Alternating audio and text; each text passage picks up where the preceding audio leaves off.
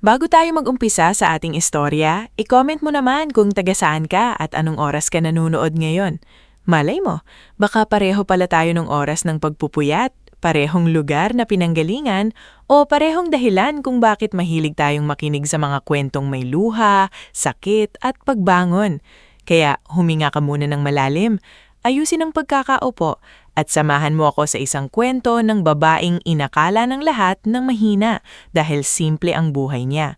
Pero hindi nila alam, ang katahimikan niya pala ang magiging simula ng pagbagsak ng mga taong nang mata sa kanya. Sa malawak na lupain ng San Isidro, kung saan ang umaga ay nagsisimula sa tiyalok ng manok, amoy ng bagong saing, at hamog na kumakapit sa mga dahon ng palay, doon lumaki si Clarice Valmoria. Hindi siya lumaki sa loob ng mansyon puno ng kristal na chandelier o sahig na marmol. Mas madalas siyang makita sa gilid ng bukirin, nakasuot ng simpleng bestida, hawak ang lumang payong habang kinakausap ang mga magsasakang nagpapahinga sa ilalim ng puno ng mangga. Sa unang tingin, iisipin mong isa lang siyang anak ng karaniwang magsasaka. Wala siyang mamahaling alahas, wala siyang dalang bodyguard, at hindi rin siya sanay magtaas ng kilay sa mga taong mas mababa ang estado sa buhay. Ngunit sa likod ng payak niyang anyo, siya ang nag-iisang anak ni Don Florentino Valmoria, ang lalaking kilala sa kanilang lugar bilang tahimik na magsasaka. Ngunit ang totoo, siya ang may-ari ng 10 hasyenda sa 3 probinsya. Hindi lang lupa ang pag-aari ng pamilya Valmoria. Meron silang rice mills, coconut processing plants, livestock farms, at malalaking warehouses na nagbibigay ng trabaho sa libo-libong pamilya. Ngulit hindi ipinagsisigawa ni Don Florentino ang lahat ng iyon. Sa katunayan, kapag may bagong tao sa bayan, hindi nito aakalaing milyonaryo siya dahil madalas siyang makitang nakasuot ng kupas na sombrero, putik ang bota, at nakikipag-usap sa mga manggagawa na parang kapantay lang niya. "Anak," minsang sabi ni Don Florentino kay Clarice habang magkasabay silang naglalakad sa pilapil, "ang yaman, parang anino lang yan.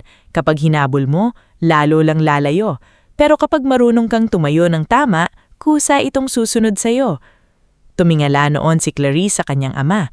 Bata pa siya, ngulit malinaw na sa kanya ang aral na iyon.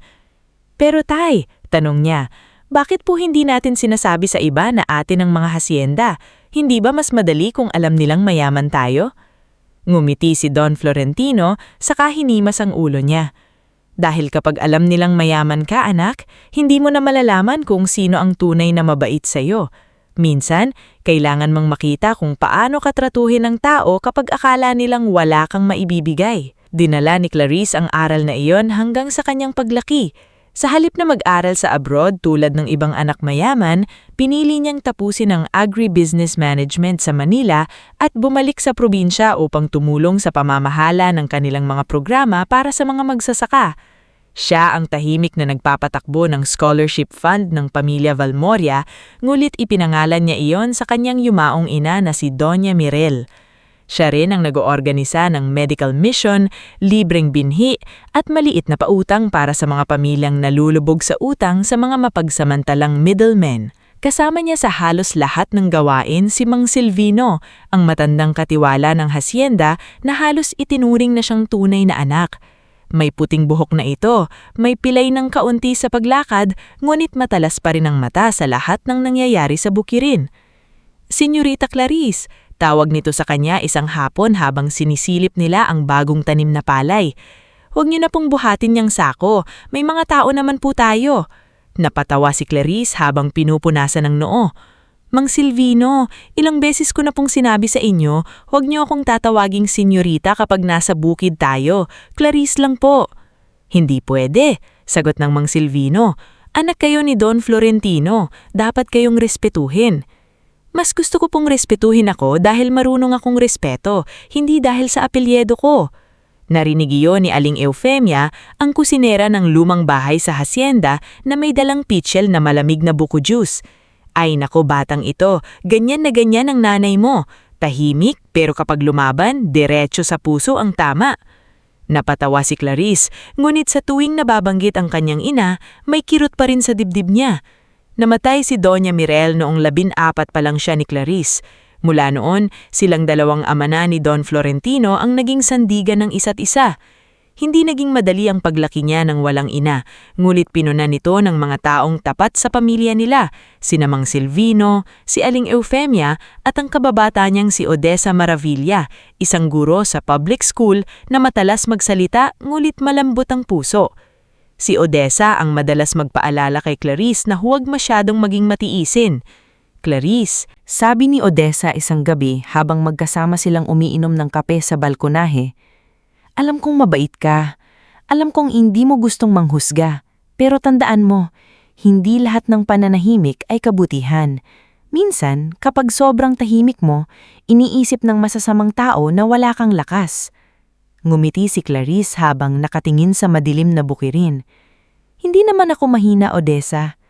"Alam ko," sagot ng kaibigan niya. "Pero sana alam din iyon ng mundo bago kanila saktan." Hindi alam ni Clarice noon na ang babalang iyon ni Odessa ay magiging mahalagang paalala sa darating na panahon. Samantala, sa Maynila, ibang mundo naman ang ginagalawan ni Elias Montefalco. Anak siya ni Senyora Imelda Montefalco, isang babaeng kilala sa kanilang circle bilang maporma, palaban at mataas ang tingin sa sarili. May maliit ngunit lumalaking construction supply business ang pamilya Montefalco. Hindi sila kasing yaman ng mga Valmoria, ngunit dahil mahilig magpakitang gilas si Imelda, iniisip ng marami na sila ay kabilang sa pinakamatataas na pamilya sa lipunan. Sa kanilang bahay, bawal ang mukhang mahirap, bawal ang simpleng pananamit, bawal ang taong walang pangalan. Para kay Imelda, ang mundo ay nahahati sa dalawa, ang mga taong karapat-dapat pakinggan at ang mga taong dapat manatiling nasa kusina o likod ng bahay. "Elias," sabi ni Imelda isang umaga habang inaayos ang kanyang perlas na kwintas sa harap ng salamin, "kapag pumipili ka ng mapapangasawa, huwag kang titingin sa ganda lang. Tingnan mo ang pamilya, tingnan mo ang koneksyon. Ang babae dapat dagdag sa pangalan mo, hindi pa bigat." Nasa hapagkainan noon si Elias, hawak ang tasa ng kape. Hindi siya sumagot agad. Sanay na siya sa mga sermon ng ina, ngunit kahit lumaki siya sa ganoong bahay, hindi niya nakuha ang kayabangan nito. Mas pinili niyang magtrabaho ng tahimik, magmaneho ng sarili niyang sasakyan, at kausapin ng maayos kahit ang pinakabagong empleyado sa bodega. "Ma," mahinahong sagot niya, "hindi naman negosyo ang kasal." Biglang napatingin sa kanya si Imelda. Ganyan magsalita ang mga lalaking madaling lokohin ng babaeng walang laman ng bulsa. Napabuntong hininga si Elias, ngunit hindi na siya nakipagtalo. Sa kabilang dulo ng mesa, nakangisi ang kapatid niyang si Draven Montefalco. Si Draven ang kabaligtaran ni Elias, palaging nakabihis ng magara, palaging may bagong relo, ngunit halos wala namang ginagawa sa negosyo kundi pumirma sa mga dokumentong hindi niya binabasa. Mayabang ito dahil alam niyang paborito siya ng kanilang ina.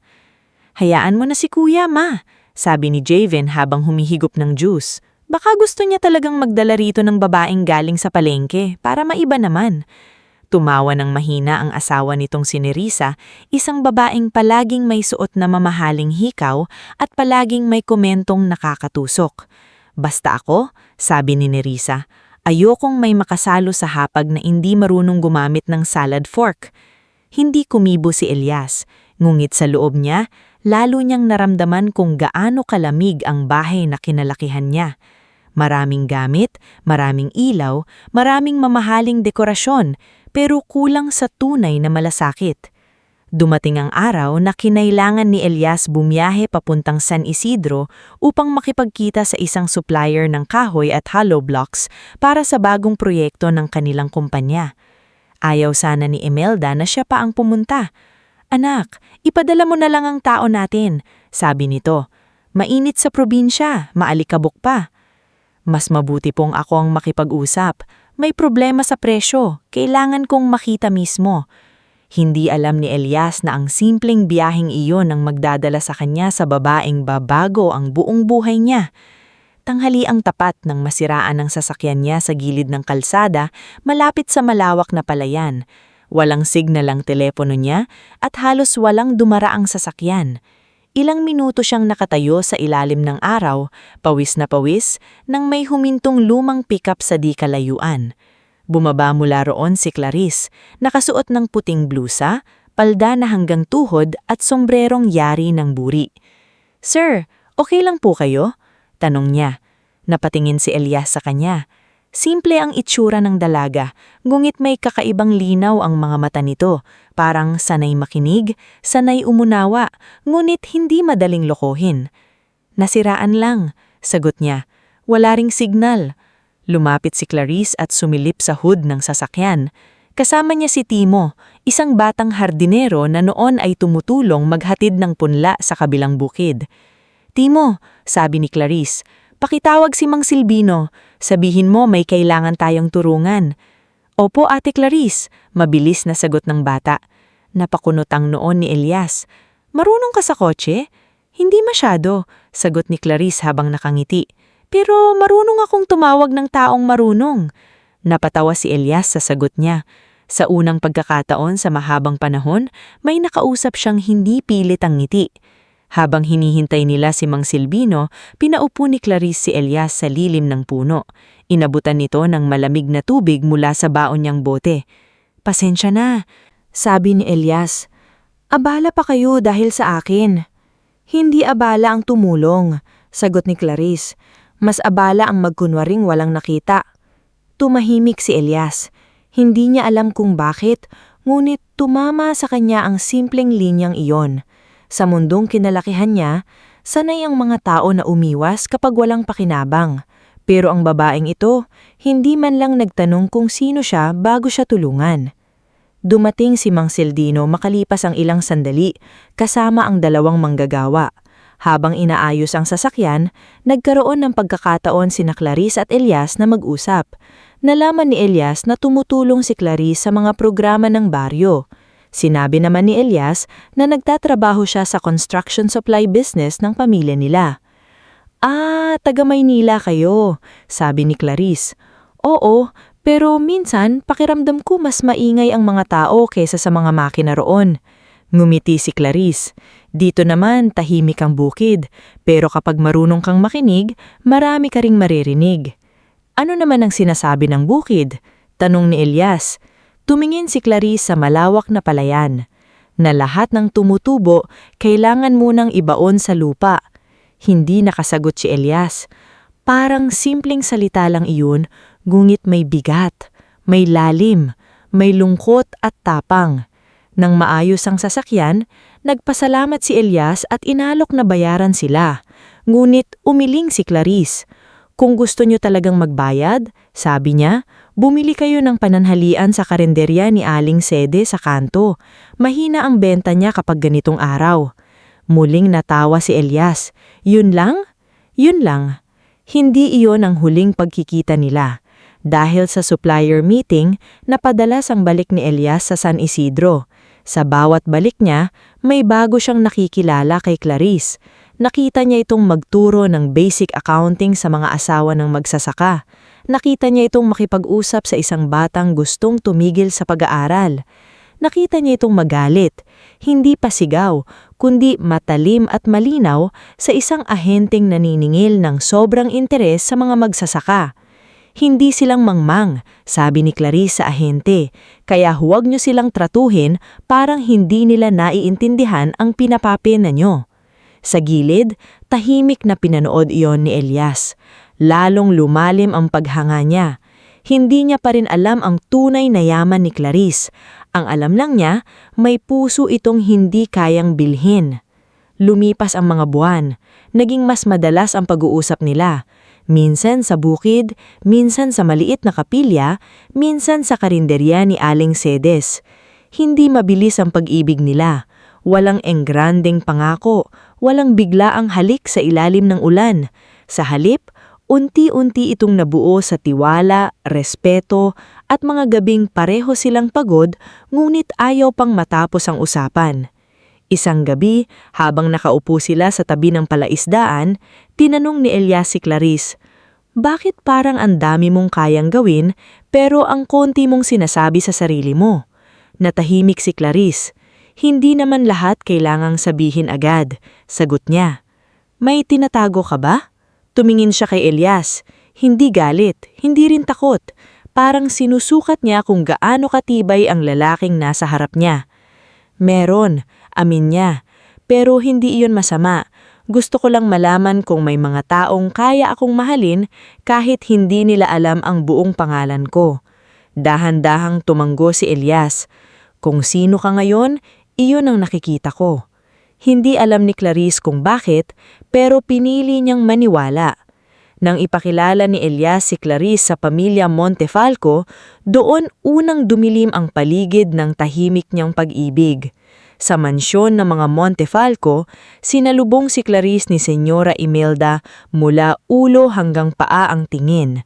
Napansin nito ang simplang sapatos ni Clarice, ang walang tatak na bag, at ang kawalan ng kahit anong brilyante sa katawan niya. "Ikaw si Clarice?" tanong ni Imelda, tila may pait agad sa dila.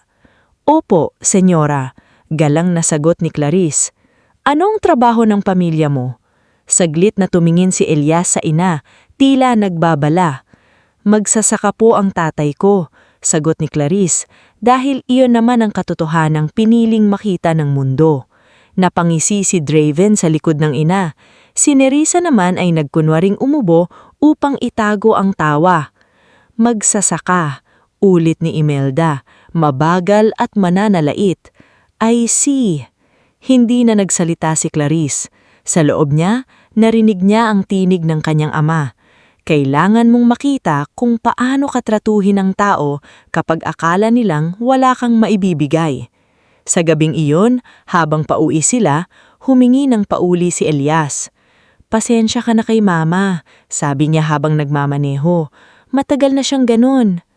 "Hindi mo kailangang humingi ng pauli sa ugali ng ibang tao," sagot ni Clarice. "Pero nanay ko siya eh. At ikaw ay Elias," mahinamon niyang sinabi. Hindi ikaw ang sinabi niya kanina. Akala ni Clarice, sapat na ang pagmamahal nilang dalawa para kayanin ang matatalim na tingin ni Imelda. Akala niya, habang mabait si Elias, matututunan din siyang tanggapin ng pamilya nito.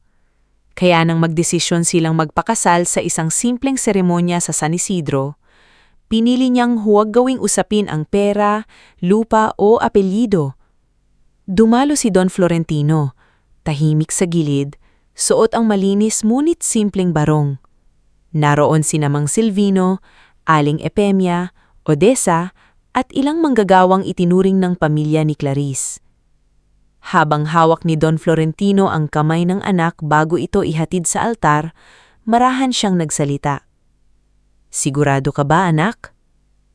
Tumingin si Clarice kay Elias, na naghihintay sa dulo ng pasilyo. Halatang kinakabahan ngulit puno ng pagmamahal ang mga mata. "Mahal ko po siya, tay."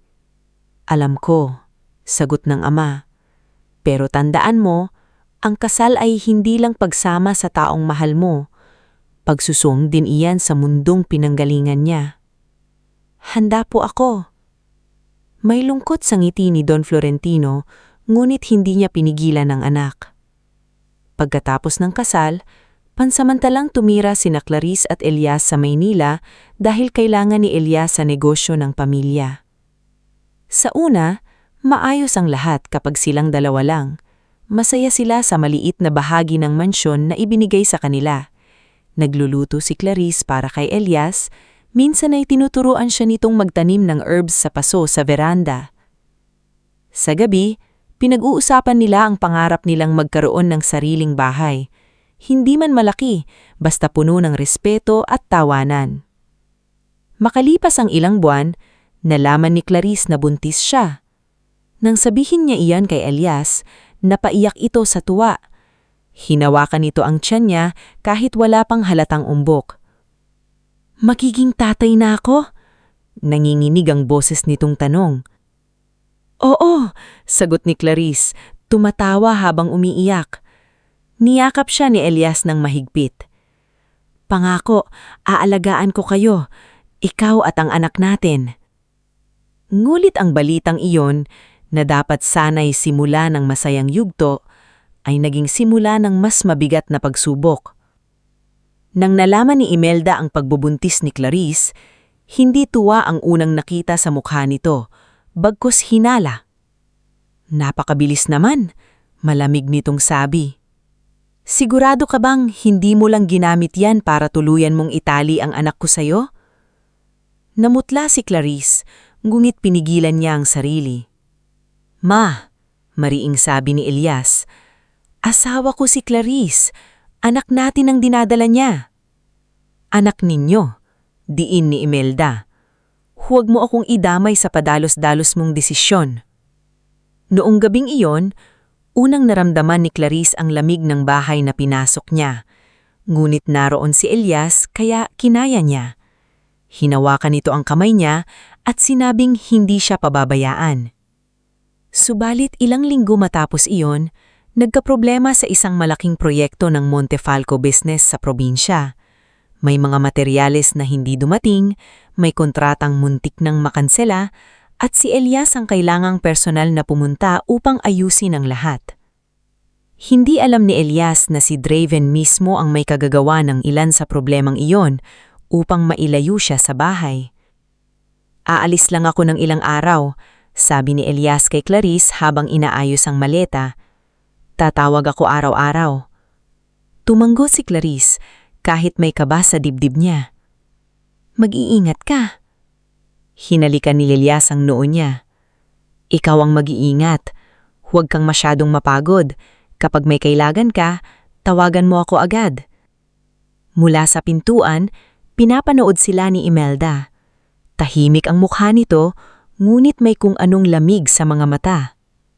Nang umalis si Elias, naiwan si Clarice sa mansyon ng mga Montefalco.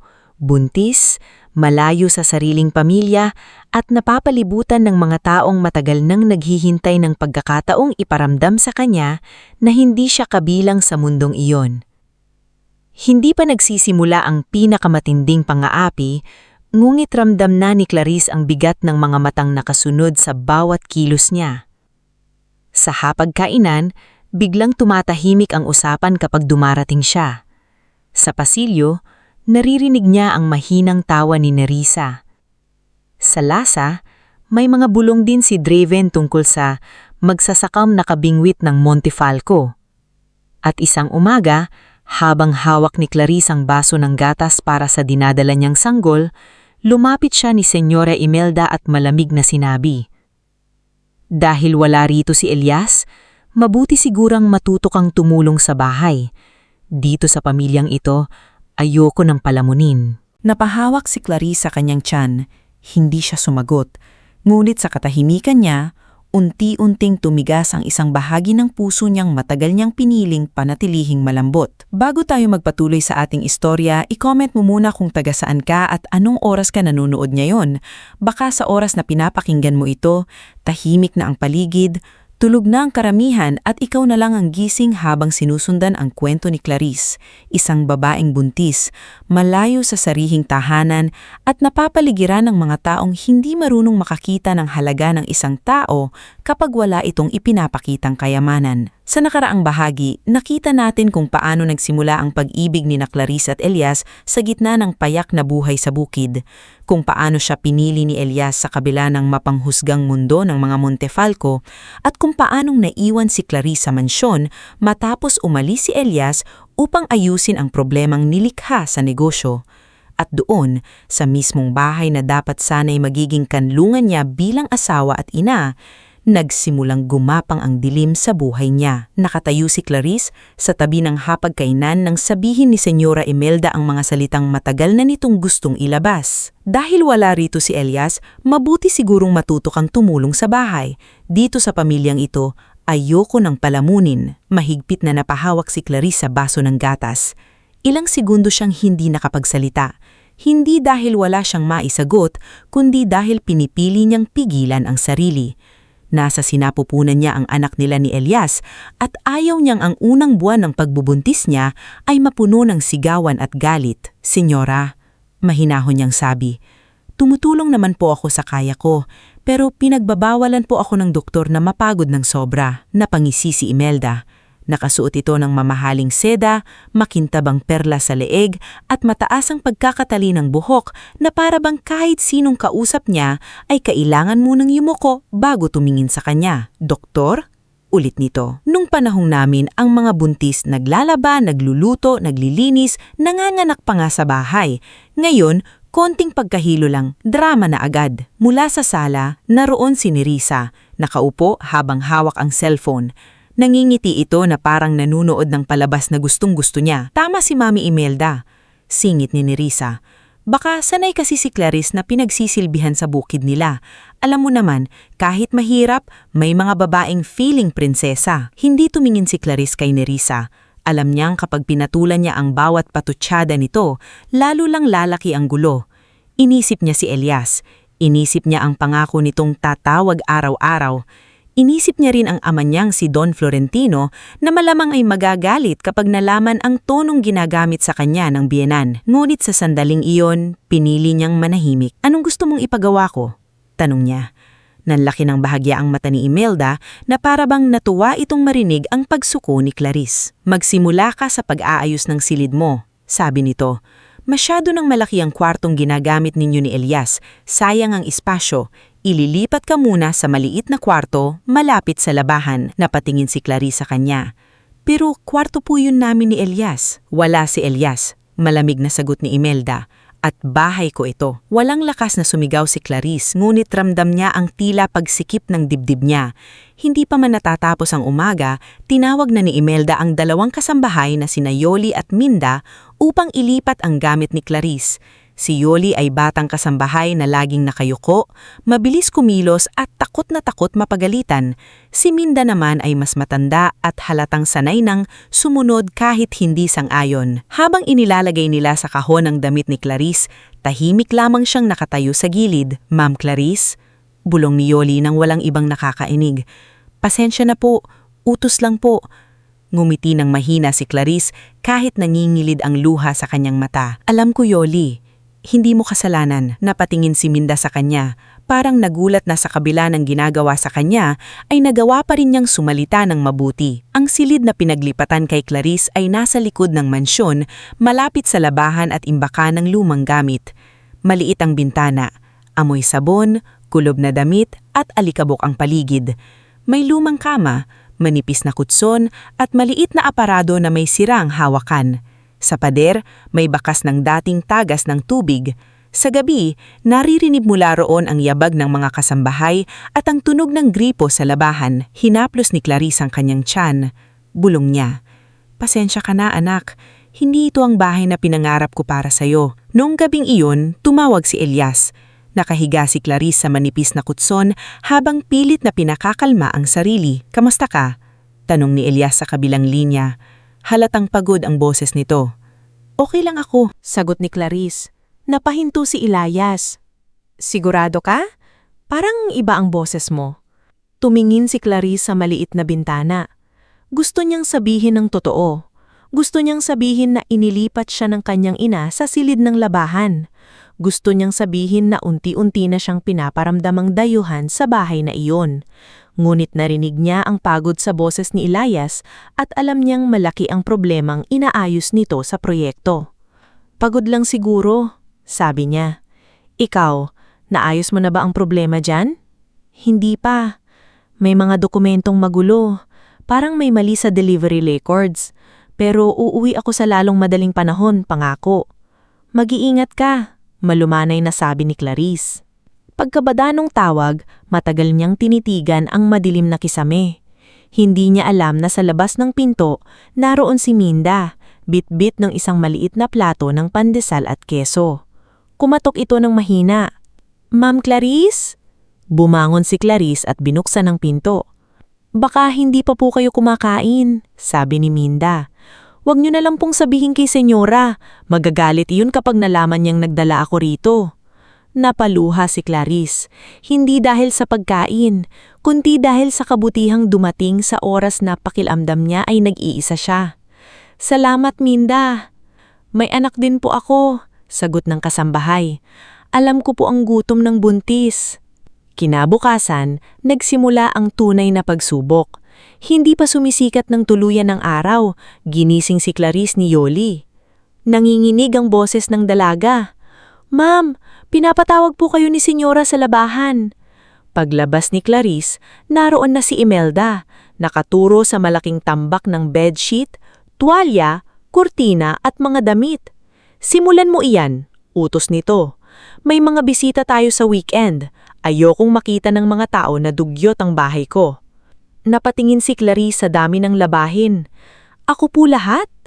"Ano, gusto mo pang ipagawa sa buntis din?" Matalim na sagot ni Imelda. "Wala ka namang ibang ginagawa rito kundi kumain at matulog." Nasa gilid si Nelisa, nakasuot ng robe, may hawak na tasa ng kape. "Mami, baka hindi marunong. Baka sa hasyenda nila taga-utos lang siya kahit anak ng magsasaka," sabi nito. Tumawa si Draven na kararating lamang mula sa garahe. "Hayaan nyo, para naman maranasan niya ang totoong buhay, hindi puro pa-cute kay Kuya Elias." Tumanggo si Imelda, saka lumapit kay Clarice. Ibinaba nito ang boses, ngulit mas masakit ang dating ng bawat salita. "Ang kapal ng mukha mong pakasalan ng anak ko. Akala mo bang hindi ko alam na magsasaka lang ang tatay mo? Kung hindi ka nabuntis, hindi ka naman aabot sa pamilyang ito." Tila may dumagan sa dibdib ni Clarice. Ilang saglit siyang napako sa kinatatayuan. Gusto niyang sabihin na mali sila. Gusto niyang sabihin na ang ama niyang tinatawag nilang magsasaka lang ay kayang bilhin ang buong negosyo ng Montefalco nang hindi man lang nauubos ang laman ng isang account. Ngulit muli niyang naalala ang aral ni Don Florentino. Minsan, kailangan mong makita kung paano katratuhin ng tao kapag akala nilang wala kang maibibigay. Kaya yumuko siya. Hindi bilang pagsuko, kundi bilang pagpigil sa sarili. "Opo," mahina niyang sabi.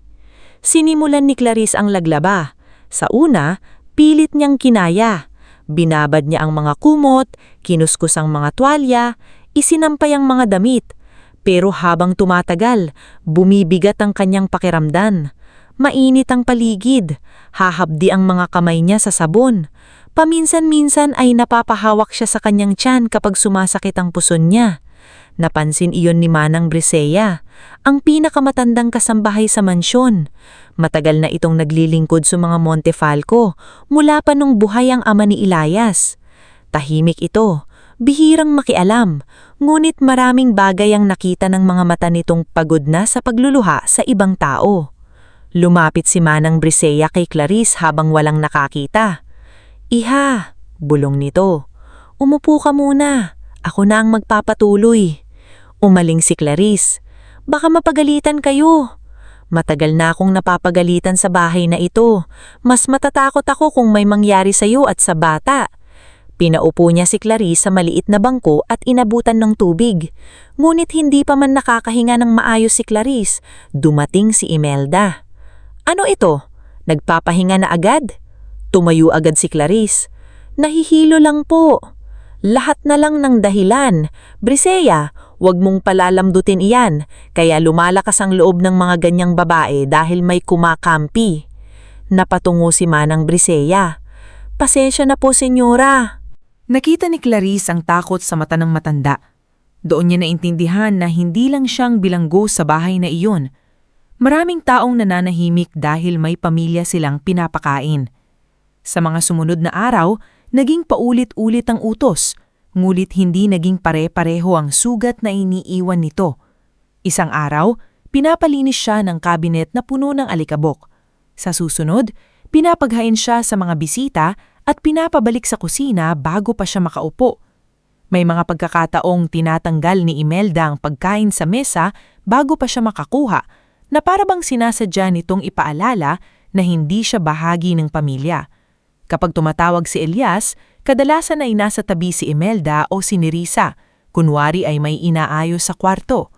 Kaya natutong magsinungaling si Clarice. "Okay lang ako. Kumakain ka ba ng maayos?" "Oo." "Hindi ka ba pinapagod ni Mama?" "Hindi naman." Sa bawat pagsisinungaling niya, parang may maliit na parte ng puso niyang napupunit. Hindi niya gustong lokohin si Elias, pero natatakot siyang kapag umuwi ito nang hindi pa naayos ang negosyo, lalo lang silang pag-iinitan ni Imelda. At may isa pa siyang kinatatakutan. Paano kung maniwala si Elias sa ina nito? Paano kung sa huli, siya pa ang lumabas na nagdadalang gulo? Isang hapon habang nagtatago ng sulat si Clarice para kay Elias, nakita siya ni Timo, ang batang hardinerong minsan na niyang nakasama sa San Isidro. Lumipat pala ito sa Maynila upang magtrabaho sa Montefalco Mansion dahil nirekomenda ng pinsan nito.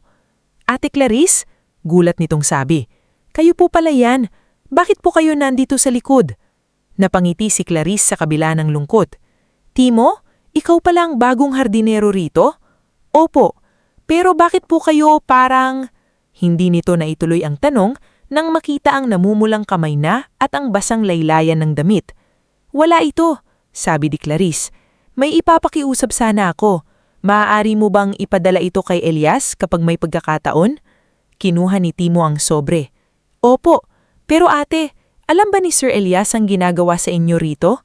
Hindi sumagot si Clarice. Doon naintindihan ni Timo. Mula noon, naging lihim na tulay si Timo. Kapag may pagkakataon, dinadala niya sa labas ang sulat ni Clarice. Ngunit hindi lahat ng sulat ay nakakalusot. Matalas ang mga mata ni Nerissa. Isang beses, nahuli nitong may hawak na sobra si Yoli at agad itong kinuha. Ano ito? Tanong ni Nerissa. Wala po ma'am, nanginginig na sagot ni Yoli. Binuksan ni Nerissa ang sobre at nakita ang pangalan ni Elias. Nang gabing iyon, napunta ang sulat sa kamay ni Imelda. Binasa nito ang ilang linya. Elias, hindi ko gustong mag-alala ka, pero kailangan na nating mag-usap. Hindi maganda ang kalagayan ko rito. Pinunit ni Imelda ang sulat. Dramadora, sabi nito. Gusto pang sirain ang ulo ng anak ko habang nagtatrabaho. Samantala, sa negosyo, lalong lumalalim ang kaguluhan. Si Elias ay halos hindi na natutulog sa probinsya. Sinusuri ang mga delivery receipt, tumatawag sa mga supplier at sinusubukang iligtas ang kontrata. Hindi niya alam na si Draven mismo ang nagpalit ng ilang dokumento upang palabasing si Elias ang pumalpak. Sa likod ng lahat, gusto ni Draven na masira ang tiwala ni Imelda kay Elias at mapasakamay niya ang malaking bahagi ng negosyo. Kuya, mukhang mahihirapan kang ayusin yan, sabi ni Draven sa telepono isang gabi, kunwari ay nag-aalala. Baka masyado kang distracted. Alam mo na, buntis na asawa, problema sa bahay, kung ano-ano pa. Anong problema sa bahay? Tanong ni Elias. Wala naman, sabi lang ni Mama maselan daw si Clarice. Medyo mahirap pakisamahan. Napakunot ang noo ni Elias. Hindi ganoon si Clarice. Kung sabi mo, sagot ni Draven, may natatagong ngiti sa boses. Basta ayusin mo dyan, baka mawalan tayo ng investor. Sa mansyon, si Calix Montefalco, pinsang abogado ni na Elias at Draven, ay madalas dumaan upang tignan ang legal papers ng pamilya. Tahimik siyang tao, laging may dalang leather folder at hindi mahilig makisawsaw sa away. Ngunit napansin niya ang mga bagay na ayaw mapansin ng iba. Ang biglang paglipat ni Clarice sa likod na kwarto, ang pamumutla nito, ang paraan ng pag-iwas ng mga kasambahay kapag naririnig ang pangalan ni Imelda, at ang kakaibang kumpiyansa ni Draven kahit palpak ang mga record sa negosyo. Isang hapon, nadatang ni Calix si Clarice sa may pasilyo. Hawak ang isang basket ng tuyong damit. Napahanti siya. Clarice, bakit ikaw ang may dala niyan? Nagulat si Clarice. Tumutulong lang ako. Matagal siyang tinitigan ni Calix. Buntis ka. Alam ko. Alam ba ni Elias? Hindi nakasagot si Clarice. Bumuntong hinga siya, ngulit hindi niya siya pinilit. Kung kailangan mo ng tulong, sabihin mo sa akin. Salamat, pero ayokong lumaki ang gulo. Mabigat ang tingin ni Calix. Minsan, Clarice, lumalaki ang gulo hindi dahil may nagsalita, kundi dahil masyadong maraming nanahimik. Tumigas sa kanya ang sinabi nito. Ngunit bago pa siya makasagot, narinig nila ang boses ni Imelda mula sa dulo ng pasilyo. Clarice, hindi pa ba tapos ang mga kurtina? Napapikit si Clarice. Bumalik siya sa labahan na parang wala siyang narinig na pag-aalala mula kay Calix. Dumating ang araw na halos gumuho ang katawan niya sa pagod. Umulan ng malakas noong umagang iyon, kaya ang ilang sinampay ay nabasa. Nagalit si Imelda dahil kailangan daw gamitin ng mga puting kumot para sa darating na bisita. Pinilit nitong ipalaba muli kay Clarice ang mabibigat na tela kahit nanginginig na ang tuhod niya. Senyora, baka pwedeng si Yoli na lang po muna. Pakiusap ni Manang Brisha. Namumutla na po si Ma'am Clarice. Kung gusto mong ikaw ang mawala ng trabaho, Brisha, ipagpatuloy mong pakikialam. Matalim na sabi ni Imelda.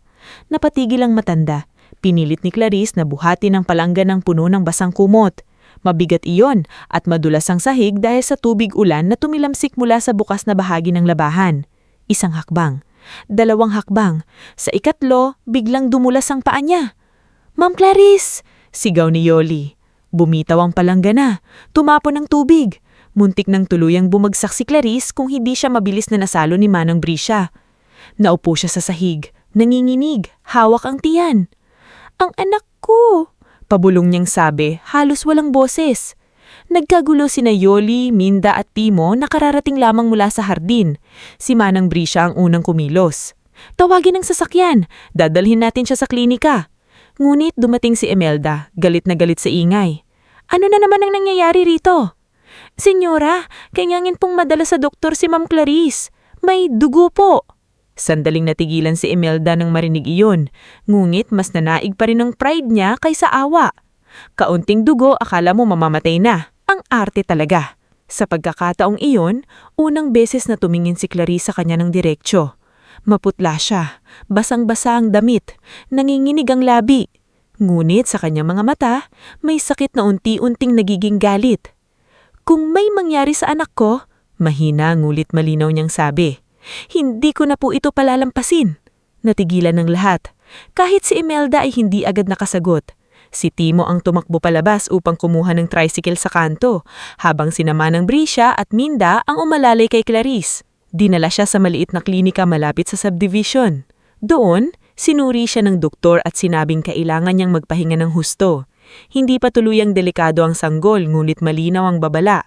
Bawal ang mabibigat na trabaho, bawal ang matinding stress, bawal ang puyat at gutom. Kung magpapatuloy ito, sabi ng doktora, si Dra Samira Velasco, malalagay sa alanganin ng pagbubuntis mo. Tumulo ang luha ni Clarice habang nakahiga sa examination bed. Hawak ni Manang Brisha ang kamay niya. "Iha," bulong ng matanda, "tawagan mo na ang tatay mo." Pagbalik nila sa mansyon, hindi man lang lumapit si Imelda upang kumustahin siya. Sa halip, narinig pa ni Clarice mula sa pasilyo ang lamig nitong utos kay Yoli. "Linisin niyo ang labahan. Ang dumi ng iniwan niya." Noong gabing iyon, habang tulog na ang halos buong bahay, umupo si Clarice sa gilid ng kama sa maliit na kwarto malapit sa labahan. Mahina ang ilaw, masakit pa rin ang puson niya. Hawak niya ang telepono, nanginginig ang daliri habang tinititigan ng tangalan ng ama. Matagal siyang nagdalawang isip. Ayaw niyang mag-alala si Don Florentino. Ayaw niyang magmukhang mahina. Ayaw niyang sabihing nagkamali siya sa pininin buhay. Ngunit nang naalala niya ang munting tibok ng pusong narinig sa klinika, naunawaan niyang hindi na lang sarili niya ang ipinagtatanggol niya. Pinindot niya ang tawag. Ilang ring lang, sumagot agad ang ama. "Anak?" Boses ni Don Florentino. Halatang nag-aalala kahit pilit na kalmado. "Bakit ganitong oras ka tumatawag?" Sa unang pagkakataon mula nang nagsimula ang lahat, hindi na napigilan ni Clarice ang pag-iyak. "Tay!" Naninginig siya. "Clarice! Anong nangyari?" Tinakpan niya ang bibig upang hindi masyadong lumakas ang hikbi, ngulit ang sakit na matagal niyang kinimkim ay tuluyan ng bumuhos. "Tay, hindi ko na po kaya." Sa kabilang linya, natahimik si Don Florentino. Ngunit iyon ang uri ng katahimikan na mas nakakatakot kaysa sigaw. "Nasaan si Elias?" tanong niya. "Nasa probinsya pa rin po. Hindi niya alam lahat ng ito. Pinipigilan nila ang mga sulat ko. Ayokong manggulo habang may inaayos siya pero..." Napahawakan siya sa tiyan. "Tay, muntik na po akong dumulas kanina. Nagdugo po ako ng konti. Sabi ng doktor, kailangan kong magpahinga." Narinig niya ang mabigat na paghinga ng ama. Sa ilang segundong iyon, parang bumalik sa kanya ang lahat ng taon na inalagaan siya nito, mula noong namatay ang kanyang ina hanggang sa araw na inihatid siya sa altar. Sino ang may gawa nito? Mababang tanong ni Don Florentino. Hindi agad sumagot si Clarice, mulit hindi na niya kailangan magsinungaling. "Si Senyora Imelda po, si Narisa, si Draven. Hindi naman lahat masama rito, tay. May tumutulong po sa akin. Pero pagod na po ako. Natatakot ako para sa anak ko." "Makinig ka sa akin, Clarice," sabi ni Don Florentino. Pigil ang galit, ngunit buo ang boses. Hindi kita pinalaki para tapakan ng kahit sino, at hindi ko hahayaan na ang apo ko ang magbayad sa kayabangan ng pamilyang iyan. Tay, pakiusap ni Clarice. Ayokong gumanti ng marahas. Ayokong magsimula ng eskandalo. Gusto ko lang malaman nila ang totoo. Gusto ko lang matapos ito ng tama. Kung tama ang gusto mo, sagot ng ama, tama rin ang ibibigay natin. Hindi sigaw, hindi pananakit, hindi paghihigante. Katotohanan. Napapikit si Clarice habang patuloy ang pag-agos ng luha. Uuwi na po ba ako? Hindi pa ngayong gabi kung delikado kang bumiyahe, sagot ni Don Florentino. Pero simula ngayon, hindi ka na mag-iisa. Tatawagan ko si Attorney Veridiano, tatawagan ko rin si Mireya Soldevilla. Matagal na nilang hinihingi ang permiso para ilabas ang kwento ng hasyenda at mga programa natin. Panahon na sigurong malaman ng lahat kung sino ang babaeng tinatawag nilang pabigat. Tay, wag po sana dahil sa yabang. Hindi dahil sa yabang, anak, mariing sabi ni Don Florentino. Dahil sa hustisya. At dahil minsan, ang mga taong bulag sa kabutihan ay kailangan munang masilaw sa katotohanan bago matutong yumuko. Nang matapos ang tawag, hindi na bumalik sa dating Clarice ang katahimikan ng maliit na silid. Naroon pa rin ang sakit, naroon pa rin ang takot, ngunit may bago nang humalo sa hangin, isang pangakong hindi na siya basta magpapalunod sa pangaapi. Sa labas ng pinto, naroon si Manang Brisia. Hindi nito sinasadyang makinig, ngulit narinig nito ang huling bahagi ng usapan. Nang buksan ni Clarice ang pinto, nagtagpo ang kanilang mga mata. May darating na po ba sa inyo? Tanong ng matanda. Tumanggo si Clarice, punong-punong pa rin ng luha ang mata. Opo, Manang, pero hindi para manggulo, para itama ang lahat. Kinabukasan, gumising si Clarice nang may hapdi pa rin sa katawan, ngunit iba na ang tibok ng puso niya. Hindi na siya ang Clarice na piet tumatayo kahit umiikot ang pangningin. Hindi na siya ang babaeng takot na magsabi ng totoo dahil ayaw niyang makadagdag sa problema ni Elias. May bago ng bigat ang katahimikan niya. Hindi bigat ng takot, kundi bigat ng desisyong malapit ng mangyari. Umupo siya sa gilid ng kama at marahang hinapos ang kanyang tiyan. Magiging maayos din tayo, bulong niya. Hindi ko hahayaang lumaki kang iniisip na normal lang ang apihin. Kumatok ng mahina si Manang Brisia sa pinto. Nang buksan ni Clarice, nakita niya ang matanda na may dalang lugaw, saging at mainit na tubig. Hindi ko po nilagyan ng maraming asin, sabi ni Manang Brisia. Sabi ng doktora, kailangan niyo ng magaan muna sa tiyan. Manang, baka mapagalitan kayo. Hayaan niyo na ako, sagot ng matanda. Mas matanda na ako sa galit ni Senyora. Napangiti si Clarice sa kabila ng pagod. Pinapasok niya si Manang Brisia at tahimik silang naupo. Habang kumakain si Clarice, napansin niyang may lungkot sa mga mata ng matanda. May problema po ba? Tanong niya. Napabuntong hininga si Manang Brisia. Matagal na akong nagtatrabaho sa bahay na ito, Ma'am Clarice. Nakita ko noong mabait pa ang yumaong ama ni Sir Elias. Hindi ganito dati ang bahay na ito. Nung nawala siya, si Senyora Imelda ang nagdala ng lamig sa bawat sulok. Akala niya kapag mataas ang boses niya, mataas na rin ang pagkatao niya. Natahimik si Clarice. Hindi ko alam kung ano ang mangyayari pagkatapos nito, sabi niya. Pero ayokong may mawalan ng trabaho dahil sa akin. Hindi kayo ang dahilan kung bakit may mawawala, sagot ni Manang Brisia. Ang dahilan ay ang kasamaan ng mga taong nasanay na walang nananagot. Tumimo kay Clarice ang sinabi ng matanda. Sa buong buhay niya, tinuruan siya ni Don Florentino na maging mababa ang loob.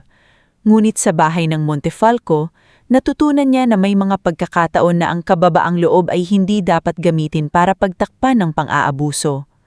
Samantala, sa San Isidro, hindi natulog ng maayos si Don Florentino. Nasa loob siya ng lumang opisina sa hasyenda, nakatayo sa tabi ng malaking mesa na gawa sa Nara. Nakalatag sa harap niya ang mga dokumento ng 10 hasyenda, listahan ng mga scholar, record ng livelihood programs, at mga lumang litrato ng mga pamilyang natulungan ng Valmoria Foundation. Kasama niya roon si Attorney Veridiano Quinto, isang lalaking mahigit 50 taong gulang, may salaming makapal at boses na laging kalmado kahit mabigat ang usapan. Katabi nito si Mireya Soldevilla, isang respetadong journalist na matagal nang hinihintay ng permiso upang gumawa ng documentary tungkol sa mga Valmoria. Hindi siya tabloid reporter. Kilala siya sa maingat na paglalabas ng katotohanan, lalo na tungkol sa mga pamilyang may tahimik ngunit malaking ambag sa probinsya. Don Florentino, sabi ni Mireya habang binubuklat ang notes niya, ilang taon ko na pong gustong gawin ito, pero gusto kong malinaw. Ayaw kong lumabas itong parang paghihinggaling laban sa pamilyang Montefalco. Tama, sagot ni Don Florentino. Hindi ko gustong gawing palabas ang paghihirap ng anak ko. Hindi natin babanggitin ang pang-aapi sa kanya. Ipakita lang natin kung sino siya. Ipakita natin ang gawa niya, ang pangalan niya, at ang halaga ng mga taong tinatawag nilang magsasaka lang. Tumanggo si Attorney Veridiano. Legal at malinis ang lahat ng ilalabas. Matagal ng public record ang ownership ng haciendas, pero hindi lang napapansin dahil hindi nyo ipinapagamit sa social pages ang pangalan ninyo. Napatingin si Don Florentino sa bintana. Sa labas, nagsisimula ng magtrabaho ang mga magsasaka sa bukid. May mga batang nakauniporme na dumaraan sa gilid ng kalsada papunta sa paaralang pinondohan ng kanyang pamilya. May mga babaeng nag-aayos ng paninda mula sa kooperatiba na si Clarice ang tumulong bumuo. Ang anak ko, mabagal niyang sabi, ay hindi pinalaking prinsesa. Pinalaki ko siyang marunong makinig sa lupa, sa gutom ng tao, sa pangarap ng mahihirap. Kaya ang pinakamasakit sa akin ay hindi lang siya sinaktan. Ang mas masakit, ginamit nilang insulto ang pagiging magsasaka na para bang mababa ang taong nagpapakain sa kanila. Tahimik ang opisina matapos iyon. Ilang oras lamang, nagsimula ng kumilos ang team ni Mireya. Kinunan nila ng video ang malawak na palayan, ang rice mill na may maayos na pasahod, ang health center na itinayo ng Valmoria Foundation, at ang scholarship board kung saan nakasulat ang pangalan ni Doña Mirel Valmoria. Nakapanayam sila aling Eufemia, si Mang Silvino, si Odessa, at ilang pang manggagawang halos buong buhay nang naglilingkod sa hacienda. Si Ma'am Clarice po, sabi ni Mang Silvino sa kamera, hindi namin nakikitang anak ng may-ari. Nakikita namin siyang anak ng lupa. Kapag may problema kami, siya ang unang dumarating. Kapag may batang hindi makapasok sa school, siya ang naghahanap ng paraan. Hindi niya kailangang magsuot ng mamahalin para igalang namin siya. Si Odessa naman, habang nakatayo sa harap ng paaralan, ay nagsalita ng may pigil na emosyon. Maraming tao ang nag-aakala na tahimik si Clarice dahil mahina siya. Hindi. Tahimik siya dahil maingat siya sa paggamit ng kapangyarihan. Pero sana matutunan ng mundo na kahit mabait ang isang tao, hindi ibig sabihin nun ay pwede na siyang apakan. Habang nangyayari iyon sa San Isidro, naghahanda naman sa mansyon ng Montefalco ang isang malaking hapunan. Ilang araw ng abala si Imelda. May mga bagong bulaklak sa sala, pinakintab ang silverware, pinalitan ng kurtina at inutusang maghanda ng menu para sa mga bisitang investors at kilalang personalidad. Darating si Mayor Leandro Fausto, investor na si Vesper Alcantara, socialite na si Dalia Morante, at ilang business partners na balak kumbinsihin ni Imelda upang saluhin ang naluluging bahagi ng proyekto ng kanilang negosyo. Para kay Imelda, ito ang pagkakataong ipakitang matatag pa rin ang Montefalco name. Hindi niya alam na ang pangalan niyang ipinagmamalaki ay nakatayo na sa manipis na yelo. "Yoli!" sigaw ni Imelda sa kusina. "Siguraduring walang mantsa ang table napkins. At ikaw, Minda, ayusin mo ang mga plato ayon sa laki. Ayokong magmukhang probinsyana ang mesa ko." Si Clarice ay nasa gilid, nakaupo muna habang hawak ang tiyan. Sinabi ng doktora na kailangan niyang magpahinga. Ngunit nang makita siya ni Imelda na hindi kumikilos, agad itong lumapit. "Senyora, masama pa po ang pakiramdam ko," sagot ni Clarice. "Masama ang pakiramdam?" singhal ni Imelda.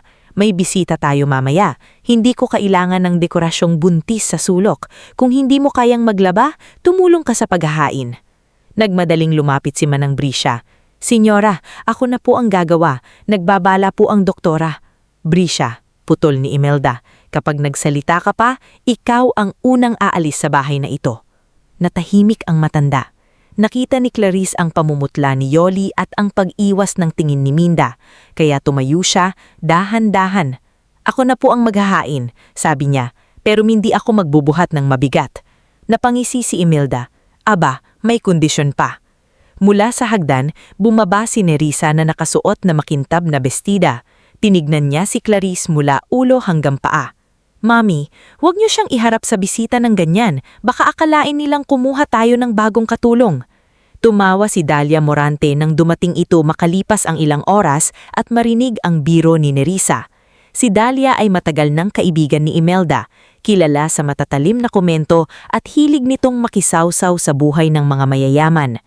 Naku Imelda, sabi ni Dalia habang hinahalikan sa pisngi ang kaibigan, dapat talaga hindi basta-basta nagpapapasok ng kung sino sa pamilya.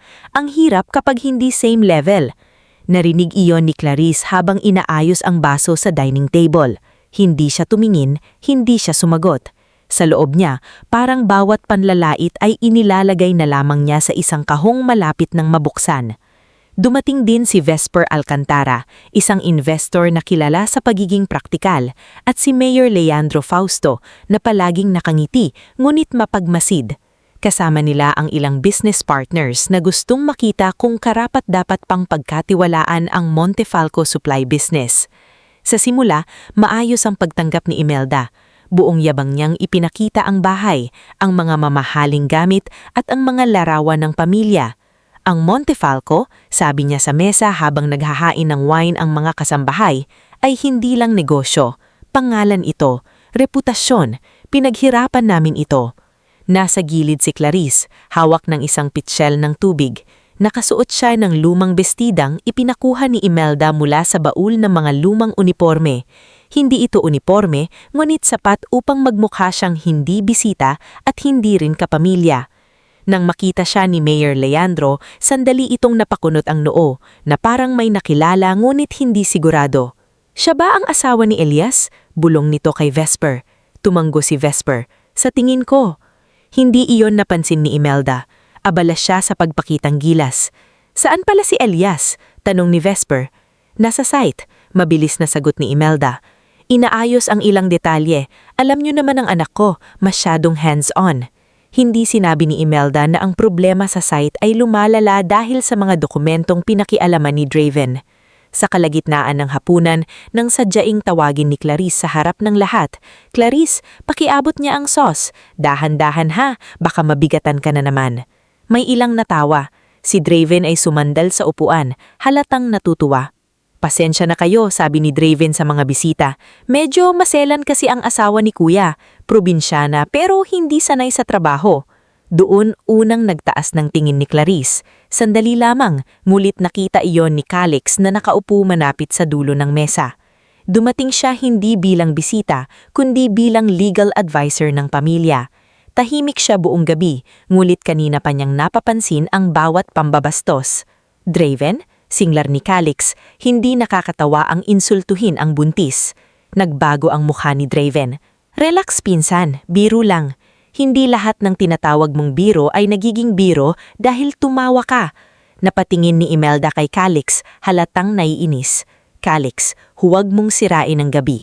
Bago pa lumala ang tensyon, kinuha ni Imelda ang remote upang buksan ang malaking telebisyon sa sala na tanaw mula sa dining area. Gusto niyang ipakita sa mga bisita ang interview niya noon sa isang local business program. Ngunit nang mabuksan ang TV, iba ang palabas na lumabas. Breaking news segment ito mula sa isang national channel. Nasa screen si Mireya Soldevilla. Ngayong gabi, ating kilalanin ang isa sa pinakatahimik ngunit pinakamalaking pamilyang nagmamay-ari ng lupain at agribusiness network sa Luzon, ang pamilya Valmoria ng San Isidro. Sa loob ng maraming taon, hindi nila ipinagsigawan ang kanilang yaman, ngunit sa likod ng 10 asyenda, processing plants at libo-libong empleyado, may isang babaeng tahimik na naging puso ng kanilang mga programa, si Clarice Valmoria Montefalco. Natigil ang lahat. Ang kutsara ni Nerissa ay nahulog sa plato. Si Imelda ay napako sa kinatatayuan, hawak pa rin ng remote. Sa screen, lumabas ang malawak na tanawin ng asyenda. Sumunod ang kuha ng mga rice mill, paaralan, clinic, livelihood center at mga manggagawang nakangiti habang nagtatrabaho. Pagkatapos, lumabas ang larawan ni Don Florentino Valmoria, nakasuot ng simpleng barong habang kausap ang mga magsasaka.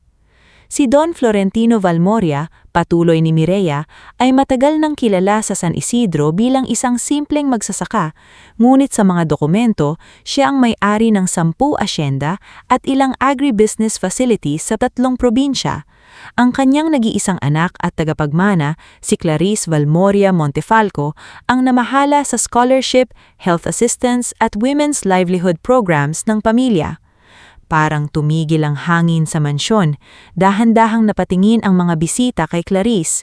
Siya ay nakatayo pa rin sa gilid ng mesa, hawak ang pitchel ng tubig, maputla, ngulit kalmado.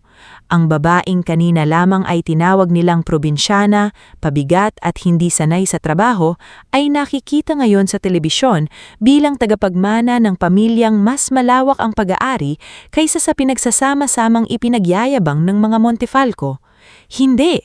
Halos pabulong na sabi ni Nerissa, hindi posible. Si Draven ay namutla, ngulit sinubukan pang tumawa. Baka kapangalan lang. Sakto namang lumabas sa screen ang lumang larawan ni Clarice at Don Florentino sa isang scholarship awarding. Malinaw ang mukha ni Clarice, malinaw ang pangalan sa caption, Clarice Valmoria Montefalco. Si Dalia Morante, na kanina'y palihim pang tumatawa, biglang inayos ang pakakaupo. Si Mayor Leangro ay napatingin kay Imelda na tila nagsasabing, "Anong ginawa mo?" Si Vesper Alcantara naman ay tahimik na tumitig sa table napkin na hawak ni Clarice at marahang ibinaba ang baso. "Mrs. Montefalco," mahinang sabi ni Vesper, "asawa pala ng anak ninyo ang tagapagmana ng Valmoria Haciendas?" Hindi makasagot si Imelda, bumukas ang pangunahing pinto ng mansyon, pumasok si Don Florentino Valmoria, kasama si Attorney Veridiano Quinto, Odessa Maravilla at 2 matagal na katiwala ng asyenda. Hindi sila dumating na maingay, walang sigawan, walang eskandalo, ngunit ang bigat ng kanilang pagdating ay mas malakas pa kaysa sa anumang sigaw. "Tay," bulong ni Clarice. Lumingon si Dan Florentino sa anak. Isang iglap pa lang, nakita na niya ang lahat. Ang pagkaputla nito, ang lumang damit, ang nanginginig na kamay, ang pagod sa mata. Pigil na pigil ang panga niya, ngunit hindi niya hinayaan ng galit na manaig. Lumapit siya kay Clarice at marahang hinawakan ng balikat nito. "Anak," sabi niya puno ng hinahon ng boses, "uuwi na tayo." Napalunok si Imelda. Ngayon lamang niya pinagdugtong ang lahat. Ang lalaking tinawag niyang magsasakalang, ang pamilyang inakala niyang mababa, ang babaeng ginawa niyang labandera habang buntis. Ang lahat ng iyon ay bumalik sa kanya parang malaking batong bumagsak sa dibdib. "Don Florentino," pilit niyang sabi, naninginig ang labi. May hindi pagkakaunawaan lang dito." Dahan-bahang humarap si Don Florentino sa kanya. "Hindi pagkakaunawaan?" tanong niya. Hindi mataas ang boses niya, ngulit mas nakakatakot ang lamig nito. "Ang anak ko ay buntis, inilipat sa silid malapit sa labahan, pinagtrabaho ng mabigat, pinahiya sa harap ng inyong mga bisita. Kung hindi iyan pagkakaunawaan, Senyora Imelda, anong tawag niyo riyan?" Walang nakapagsalita. Sinubukan ni Imelda na bawiin ang sarili. "Hindi mo maintindihan. Ang akala ko na mahirap siya, na magsasaka lang ang anak niya, na dahil akala niyo wala siyang yaman, pwede niyo siyang tapakan?" Namula ang mata ni Imelda, hindi pa dahil sa pagsisisi, kundi dahil sa kahihiyan. "Hindi kahihiyan ng pagiging magsasaka," patuloy ni Don Florentino. "Kung wala ang mga magsasaka, wala kayong ihahin sa mamahalin niyong mesa. Kung wala ang kamay na marunong magtanim, walang halaga ang pilak niyong kutsara." Napatingin si Mayor Leandro sa baba. Si Vesper ay tahimik ngulit halatang dismayado. Si Dalia ay hindi na makatingin kay Imelda. Si Nerissa ay halos hindi gumagalaw, habang si Draven ay nag-iisip na kung paano ililigtas ang sarili sa kahihiyang ito. Lumapit si Odessa kay Clarice at yinakap siya ng maayos. "Clarice?" Mahina niyang sabi, "Tara na." Ngunit bago sila makaalis, nagsalita si Calix. Don Florentino, kung papayagan niyo kayo, may kailangan din kayong malaman tungkol sa negosyo ng Montefalco. May mga dokumentong kailangang imbestigahan. At tingin ko, hindi si Elias ang dahilan kung bakit masa probinsya siya ngayon. Napatingin si Clarice kay Calix. Sa unang pagkakataon, may isa mula sa pamilyang Montefalco na nagsalita ng malinaw sa harap ng lahat. Anong pinagsasabi mo? Singhal ni Draven. Ang sinasabi ko, sagot ni Calix, ay hindi natatapos ang katotohanan ngayong gabi. Napatigil si Draven.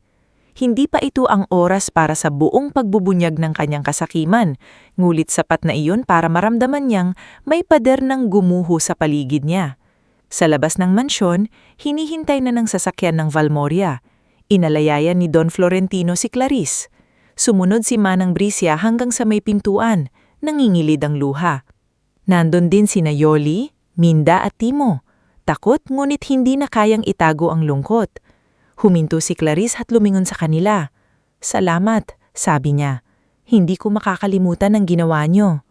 "Ma'am," umiiyak na sabi ni Yoli, "pasensya na po kung hindi namin kayo na ipagtanggol." "Hindi niyo kasalanan ang takot ninyo," sagot ni Clarice. "Pero sana, balang araw hindi na kayo matakot." Nang makasakay si Clarice, pinaupo siya ni Odessa sa likod at inayos ang unan sa kanyang tagiliran. Si Don Florentino ay tumayo muna sa labas, huling tumingin sa mansyon ng Montefalco. Lumapit si Imelda sa may pintuan, nanginginig ang kamay. "Clarice." Hindi bumaba si Clarice. Tumingin lamang siya mula sa bintana. Wala siyang sinabi. Hindi dahil wala siyang nararamdamang sakit, kundi dahil alam niyang sa sandaling iyon, ang pananahimik niya ang pinakamabigat na sagot. Umalis ang sasakyan. Sa loob ng mansyon, walang musika, walang tawanan, walang yabang na natira. Ang malaking hapunan na dapat sana'y magpapatibay ng pangalan ng Montefalco ay naging gabi ng kanilang kahihiyan. Isa-isang nagpaalam ang mga bisita. Si Vesper ay hindi na nangakong babalik. Si Mayor Leandro ay maikli lamang ang paalam. Si Dahlia, na dati malakas mangutya, ay halos tumakbo palabas upang iligtas ang sarili niyang imahe. Si Imelda ay napaupo sa sofa, blanko ang mukha. "Mommy," mahinang sabi ni Nerissa, "ano na ang gagawin natin?" Hindi sumagot si Imelda. Si Draven naman ay pumasok sa opisina, pawis ang noo, agad na tinawagan ng kung sinong kakilala sa accounting. Ngunit bago pa siya makapagsalita, nakita niya sa pintuan si Calix. Nakatayo at hawak ang folder ng mga dokumentong ilang linggo na niyang sinusuri. "Hindi mo na maitatago iyan ng matagal," sabi ni Calix. Nagtais ang bangang ni Draven. "Pamilya tayo." "Hindi pamilya ang tawag sa ginagamit mong panangga kapag nahuli ka." Sa kabilang dako, habang binabaybay ng sasakyan ng Valmoria ang madilim na kalsada palabas ng Maynila, tahimik na nakasandal si Clarice sa upuan. Hawak niya ang tiyan niya. Hindi siya ngumiti, hindi rin siya umiyak. Parang ubos na ang luha niya ngunit may kakaibang gaan sa paghinga. Tinawagan ni Don Florentino si Doktora Samira upang ihanda ang paglipat ni Clarice sa mas maligtas na klinika sa San Isidro. Si Odessa ay tahimik na humawak sa kanay kaibigan niya. "Hindi ka na babalik doon," sabi ni Odessa. Matagal bago sumagot si Clarice. "Hindi ako babalik sa dating ako," bulong niya. Makalipas silang oras, habang papalapit sila sa lupain ng Valmoria, nagsimulang sumikat ang araw sa malayo. Ang liwanag ay dahan-dahang kumalat sa palayan, sa mga puno ng niyog, sa kalsadang tinahak ni Clarice noong dalaga pa siya. Ang lugar na minsan niyang iniwan upang sumama sa lalaking mahal niya ay muli niyang tinanggap, hindi bilang babaeng talunan, kundi bilang babaeng nakaligtas. Pagdating nila sa lumang bahay ng hasyenda, sinalubong sila ni Aling Eupemia na iniiyak habang may hawak na kumot. "Anak ko, halika rito. Mainit na ang sabaw. May kwarto ka na ulit. May tahanan ka na ulit." Doon tuluyang pumahigbik si Clarice. Hindi dahil sa kahinaan, kundi dahil sa unang pagkakataon matapos ng maraming araw, may lugar na ulit siyang pwedeng umiyak nang hindi siya huhusgahan. Sa malayo, patuloy pa ring pinag-uusapan ng buong bayan ang balitang lumabas sa telebisyon. Ngunit para kay Clarice, hindi mahalaga ang ingay ng pangalan nila. Ang mahalaga ay safe ang anak niya. Ang mahalaga ay nalaman ng mga nang-api na ang halaga ng tao ay hindi nakikita sa damit, apelido o akala ng ibang tao. At sa unang umagang wala siya sa mansyon ng Montefalco, huminga dahang malalim si Clarice habang nakatingin sa bukid. Dito tayo magsisimula ulit, bulong niya sa batang nasa sinapupunan niya. Hindi sa galit, hindi sa takot, kundi sa pagbangon. Bago tayo magpatuloy sa ating istorya, i-comment mo muna kung taga saan ka at anong oras ka nanonood ngayon. Kung nasundan mo ang mga naunang bahagi, alam mong hindi basta kwento ng yaman at kahihiyan ang pinagdadaanan ni Clarice.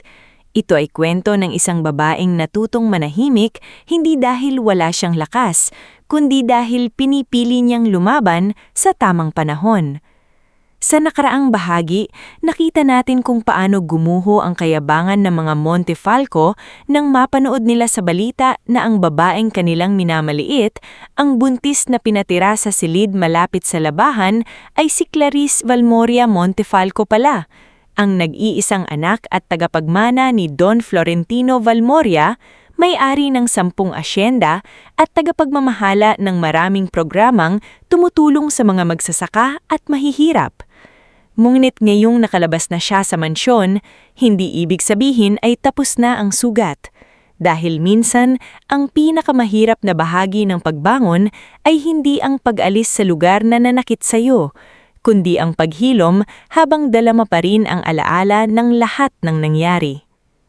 Pagdating ni Clarice sa lumang bahay ng asyenda, sinalubong siya ng amoy ng nilagang manok, bagong labang kumot at malamig na hangin galing sa palayan.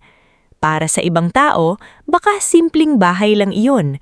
Malawak, luma, yari sa kahoy at bato. May malalaking bintanang nakaharap sa bukid. Ngulit para kay Clarice, iyon ang lugar kung saan siya unang natutong tumakbo ng walang takot, umiyak ng walang panghuhusga at matulog ng alam niyang ligtas siya. Inalayayan siya ni Don Florentino pababa ng sasakyan. Nasa tabi niya si Odessa, hawak ang maliit na bag ng gamot na ibinigay ni Doktora Samira. Aling Eupemia naman ay hindi mapakali, paikot-ikot sa may pinto habang umiiyak.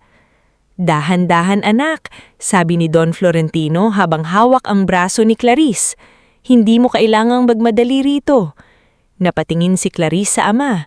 Sa mata nito, nakita niya ang galit na pilit pinipigil, ngunit higit pa roon, nakita niya ang sakit ng isang magulang na ngayon lamang nalaman kung gaano kalalim ang tiniis ng anak. "Tay, pasensya na po kung hindi ko agad sinabi." Huminto si Don Florentino. Humarap siya kay Clarice at hinawak ang magkabilang balikat nito. "Wala kang kasalanan sa pang-aapi ng ibang tao." Mababa ngunit malinaw niyang sabi, "Huwag mong akuin ang bigat na dapat sa kanila." Tuluyan ng tumulo ang luha ni Clarice. Hindi ito katulad ng luha niya sa mansyon. Doon, kailangan niyang pigilan ang bawat hikbi upang hindi marinig at gawing armas laban sa kanya. Dito, sa harap ng ama, ni Odessa, ni Aling Eupemia at ni Mang Silvino na tahimik na nakatayo sa gilid, pwede siyang maging pagod. Pwede siyang maging sugatan, pwede siyang maging anak. Inihanda para sa kanya ang dating silid ng kanyang ina. Maluwag iyon, maliwanag, may kurtinang puti at may amoy ng sampagita mula sa maliit na plorera sa tabi ng bintana. Sa kama, nakalatag ang malambot na kumot na minsan nang ginamit ni Clarice noong bata pa siya at nilalagnat. Nang mahiga siya roon, pakiramdam niya ay may bahagi ng katawan niyang matagal nang nakakuyom ang unti-unting bumibitaw. Kinabukasan, dumating si Doktora Samira Velasco mula sa Maynila matapos kausapin ni Don Florentino. Sinuri niya si Clarice ng maigi at nagbigay ng mas malinaw na bilin. "Kailangan mong pahinga, Clarice," sabi ng doktora habang inaayos ang stethoscope. "Hindi lang pisikal. Emotional stress ang pinakamabigat sa katawan mo ngayon. Maayos ang tibok ng bata, pero hindi ibig sabihin ay pwede ka nang bumalik sa dati mong gawain." Napahawak si Clarice sa tiyan niya. "Gusto ko lang pong makasigurong ligtas siya." Ligtas siya ngayon, pero kailangan mong piliin ang sarili mo. Hindi mo kailangang patunayan sa kahit sino man na matibay ka pamamagitan ng pagtitiis. Nasa gilid si Odessa, nakahalukulokpop. Narinig mo yun, Clarice? Doktora na ang sinabi, kaya kung tatayo ka para pumunta sa bukid, itatali kita sa kama. Bahagyang natawa si Clarice. Sa unang pagkakataon matapos ng maraming araw, ang tawa niya ay hindi pilit. Lumipas ang mga linggo, hindi mabilis ang paggaling ni Clarice. May mga umagang nagigising siya na parang naririnig pa rin niya ang boses ni Imelda sa pasilyo. May mga gabing napapabalikwas siya sa tunog ng tubig, naaalala ang malamig na sahig sa labahan at ang bigat ng basang kumot sa kanyang mga kamay. Minsan, kapag may kumakatok sa pinto, napapahawak agad siya sa tiyan niya na parang may paparating na utos o panlalait. Hindi siya pinilit ni Don Florentino na maging maayos agad. Hindi rin siya binomba ng tanong. Sa halip, araw-araw itong umuupo sa veranda kasama siya, tahimik na nagkakape habang nakatanaw sa palayan. Isang hapon, habang kulay kahel ang langit at marahang sumasayaw ang dahon ng niyog sa hangin, nagsalita si Clarice. "Tay, akala ko kaya kong tiisin kasi mahal ko si Elias." Hindi agad sumagot si Don Florentino. "Mahal mo pa ba siya?" tanong nito. Matagal na natahimik si Clarice. Sa pangalan pa lang ni Elias, may magkahalong sakit at lambing na gumagalaw sa dibdib niya. "Hindi ko alam," sagot niya. "Ang alam ko, hindi siya ang nanakit sa akin. Pero wala rin siya nung kinailangan ko siya." Tumanggo ang ama. "May mga pagkukulang na hindi sinasadya pero kailangan pa rin panagutan." "Galit po ba kayo sa kanya?" "Galit ako sa nangyari sa'yo," sabi ni Don Florentino. "Pero hindi ako ang asawa niya. Hindi ako ang kailangang magdesisyon kung may puwang pa siya sa buhay mo." Sa kabilang dako, si Elias ay tuluyan ng nalaman ng lahat nang bumalik siya sa Maynila matapos ang biglaang pagkansela ng ilang investors. Pagpasok niya sa mansyon, hindi na iyon ang bahay na iniwan niya. Wala nang ingay ng paghahanda. Wala nang yabang sa boses ng ina. Si Imelda ay nakaupo sa sala. Walang ayos ang buhok, blanko ang tingin. Si Nerissa ay hindi lumalabas ng kwarto. Si Draven ay palaging nasa opisina, abala sa mga tawag na puno ng kaba. "Nasaan si Clarice?" unang tanong ni Elias. Walang sumagot. "Mama," mariing sabi niya, "nasaan ang asawa ko?" Dahan-dahang tumingin si Imelda sa kanya. "Nasa kanila." "Bakit?" Hindi makasagot si Imelda. Sa huli, si Calix ang lumapit mula sa pasilyo. Hawak ang folder ng mga dokumento at ilang kopya ng medical report ni Clarice na nakuha niya mula kay Drasamira nang may pahintulot ni Don Florentino. "Elias," sabi ni Calix, "kailangan mong umupo." "Hindi ako uupo hanggat hindi mo sinasabi kung anong nangyari." Mabigat ang mukha ni Calix. Pinagtrabaho siya rito habang buntis. Inilipat sa kwarto malapit sa labahan. Muntik na siyang madulas. Nagdugo siya. Sinubukan niyang padala ng sulat sa'yo pero pinunit iyon ng mama mo. Parang sinuntok sa dibdib si Elias. Napaatras siya. Tumingin siya kay Imelda. Naghanap ng kahit anong pagtanggi, kahit anong paliwanag. "Mama," basag ang boses niya. "Totoo ba yun?" Tumulo ang luha ni Imelda, ngunit hindi iyon sapat para burahin ang ginawa niya. "Akala ko niloloko ka niya," sabi nito. "Akala ko ginagamit ka niya." "Buntis siya!" sigaw ni Elias. Unang beses na nagtaas ng boses sa ina. "Asawa ko siya! Anak ko ang dinadala niya! Paano niyo nagawa iyon?" Sinubukang lumapit si Imelda, ngunit umatras si Elias. "Huwag muna," mahina ngunit matigas niyang sabi. "Hindi ko kayong kayang tingnan ngayon." Tinawagan niya si Clarice ng gabing iyon. Matagal bago sinagot ni Clarice ang tawag. Nang marinig niya ang boses nito, halos hindi siya makahinga. "Clarice," sabi niya, "alam ko na." Tahimik sa kabilang linya.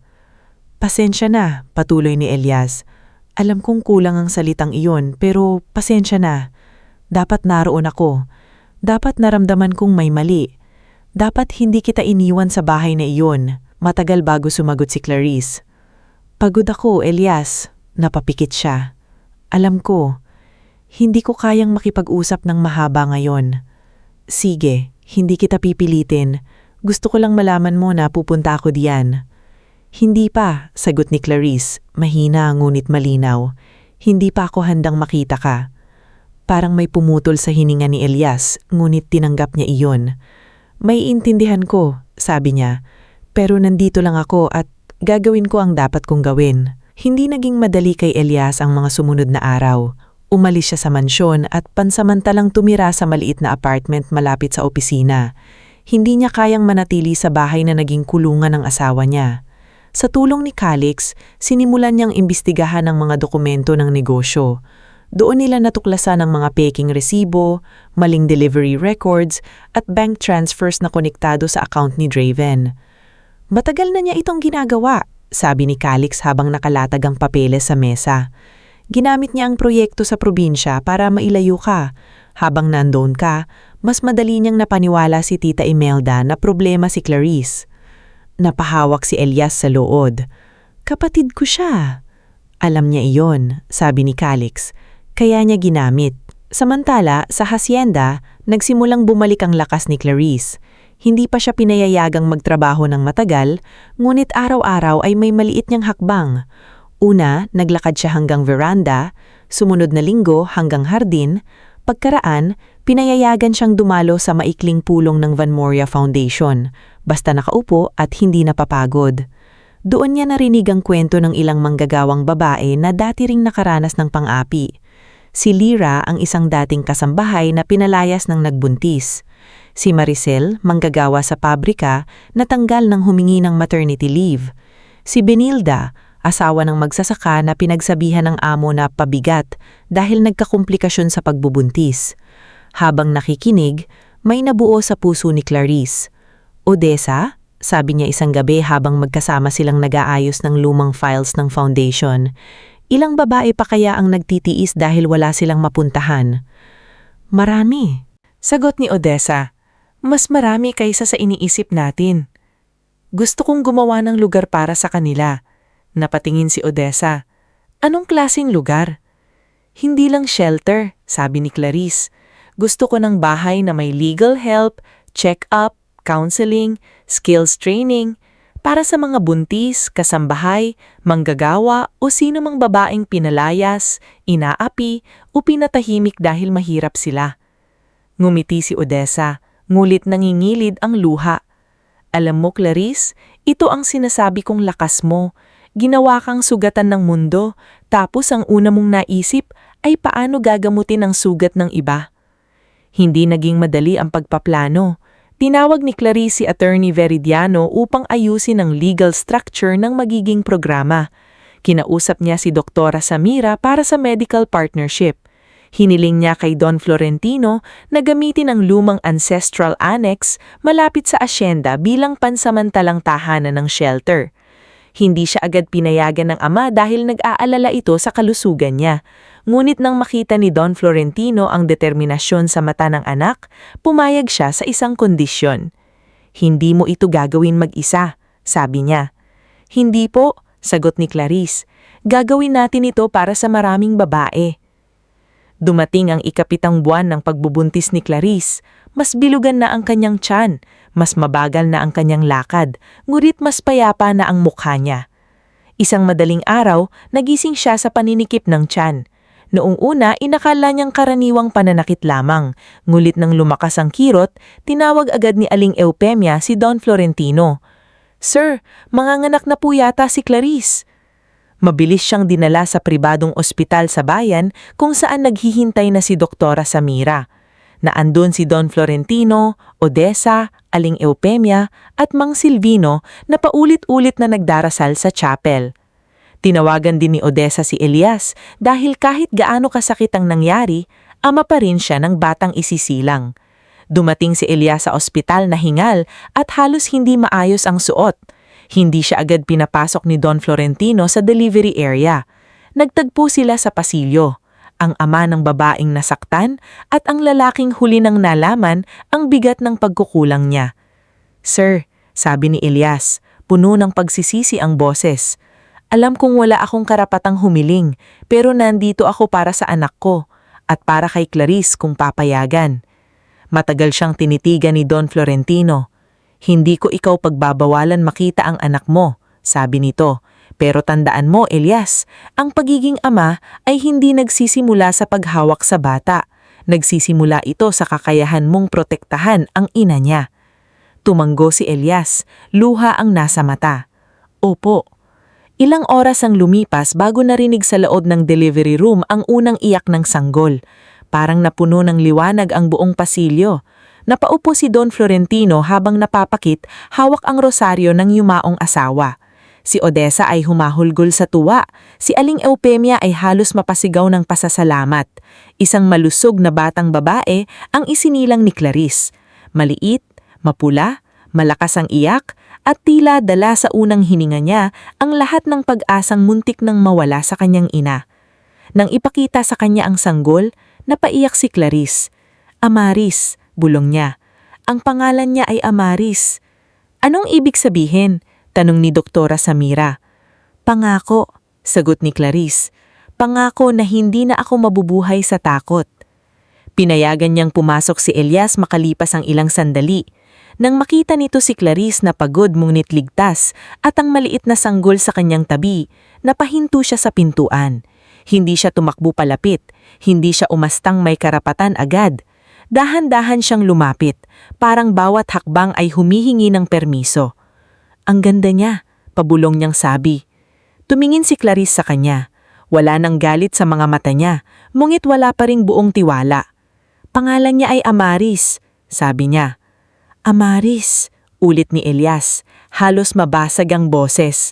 Anak, pwede mo siyang hawakan, pero Elias, malinaw tayo, hindi ibig sabihin nito ay maayos na ang lahat. Tumanggo siya agad. Alam ko. Kailangan mong patunayan na kaya mong protektahan siya, hindi lang mula sa ibang tao, minsan mula rin sa sarili mong pamilya. Haharapin ko sila, sabi ni Elias. Haharapin ko si Mama, haharapin ko si Draven, at haharapin ko rin ang pagkukulang ko sa'yo. Hindi sumagot si Clarice, ngunit hindi niya rin binawi ang sanggol nang marhang hawakan ni Elias ang maliit na kamay ni Amaris. Sa sandaling iyon, hindi pa iyon pagpapatawad, ngunit iyon ay simula ng pananagutan. Habang nagsisimula ang bagong buhay ni Clarice bilang ina, nagsimula namang bumagsak ang mundong itinayo sa kayabangan sa mansyon ng Montefalco. Kumalat sa investors ang balita tungkol sa totoong estado ni Clarice at ang trato ni Imelda sa kanya. Hindi man sinalita si Clarice sa media tungkol sa pang-aapi, supat na ang mga bulong, mga nakita ng bisita, at ang biglaang pag-alis ng Valmoria sa bahay upang magduda ang lahat. Umatras si Vesper Alcantara sa pakikipag-invest. Hindi ako nakikipagnegosyo sa pamilyang walang maayos na loob sa sarili nilang tahanan. Milig nitong sinabi sa tawag kay Imelda. Si Mayor Leandro naman ay hindi na tumanggap ng imbitasyon mula sa Montefalco. Si Dalia Morante, na dating kaibigan ni Imelda, ang unang nagkalat sa kanilang social circle na nakakahiya raw ang nangyari, kahit siya mismo ay kasama sa mga nangutya noong gabing iyon. Ganun ang mundo ni Imelda, mga taong akala niya ay kakampi, ngunit handang tumalikod sa sandaling bumagsak ang pangalan niya. Mas lumala pa nang simulan ni Calix at Elias ang legal audit. Lumabas ang ebidensya laban kay Draven. May perang inililipat sa dummy suppliers. May mga pirma ni Elias na peke. May mga delivery na binayaran ngunit hindi dumating. Nang harapin siya ni Elias sa opisina, wala nang ngisi si Draven. Bakit mo ginawa? Tanong ni Elias. Natawa si Draven ngunit halatang pilit. Dahil pagod na ako maging pangalawa. Ikaw ang mabait, ikaw ang responsable, ikaw ang laging pinaniniwalaan kahit ako ang laging nasa tabi ni Mama. Niloko mo ang kumpanya natin. Kumpanya mo, singhal ni Draven. Lahat sa bahay na iyon sa iyo umiikot. Kahit nung nagpakasal ka sa babaeng akala namin wala namang dala, ikaw pa rin ang bida. Si Clarice ang sinaktan niyo, mariing sabi ni Elias. At ngayon, pati mga empleyado natin madadamay dahil sa kasakiman mo. Walang nagawa si Draven nang ipasok ni Calix ang formal complaint at simulan ang proseso ng kaso.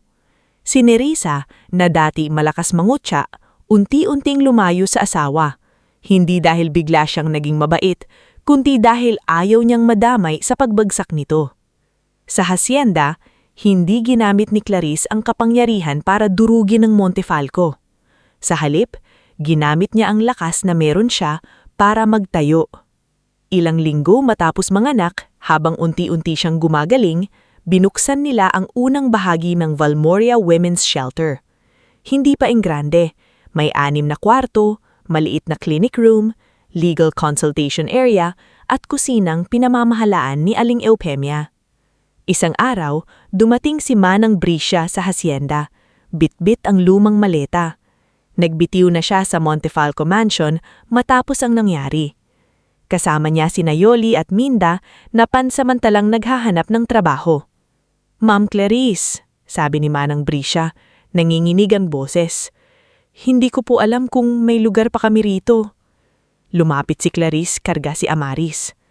"Manang," sabi niya, "kayo ang isa sa mga dahilan kung bakit nakalabas akong buhay sa bahay na iyon." Napaluha ang matanda. "Gusto ko po sanang tumulong sa shelter," sabi ni Manang Briscia, "kung tatanggapin niyo ko." "Hindi lang kita tatanggapin," sagot ni Clarice. "Kailaman ka namin. Ikaw ang magiging house mother dito. Ikaw ang magpapaalala sa mga babaeng darating na hindi sila nag-iisa." Si Yoli ay binigyan ng trabaho sa kitchen staff habang nag-aaral sa gabi. Si Minba naman ay naging assistant sa housekeeping ng shelter. Si Timo, na nagpunta rin sa hacienda matapos mawalan ng gana sa mansyon, ay pinadalhan ni Don Florentino ng scholarship application para sa agribusiness program. "Gusto mo bang mag-aral?" tanong ni Clarice sa kanya. Napakamot ng ulo si Timo. "Ako po? Kaya ko po ba iyon?" "Kaya mo," sagot ni Clarice, "at hindi mo kailangang habang buhay magtago sa likod ng takot ng ibang tao." Doon unti-unti nakita ni Clarice ang pagbangon niya ay hindi lang para sa sarili. Habang lumalakas siya, may mga taong sumasama sa kanya palabas ng dating takot. Ang dating labahan na simbolo ng pang-aapi ay napalitan ng isang tahanan na may linis na kumot, mainit na sabaw, at mga pintuang hindi isinara sa mga babaeng walang mapuntahan. Isang gabi, habang natutulog si Amaris sa duyan, naupo si Clarice sa veranda kasama si Don Florentino. Mula sa malayo, tanaw nila ang mga ilaw ng shelter. May ilang babaeng nag-uusap sa labas, may batang tumatawa, may bagong buhay na nagsisimula. "Hindi ko inakala na dito ako dadalhin ng sakit."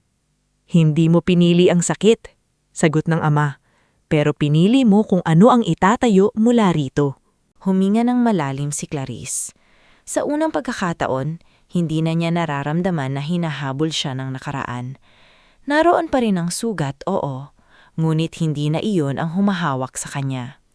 At habang sa kabilang dako ay unti-unting gumuho ang bahay ng Montefalco dahil sa kasinungalingan, sa lupain ng Valmoria ay may isang tahanang itinayo mula sa katotohanan, malasakit at tapang ng babaeng minsang inakalang walang laban. Bago tayo magpatuloy sa huling bahagi ng ating istorya, i-comment mo muna kung taga saan ka at anong oras ka nanonood ngayon.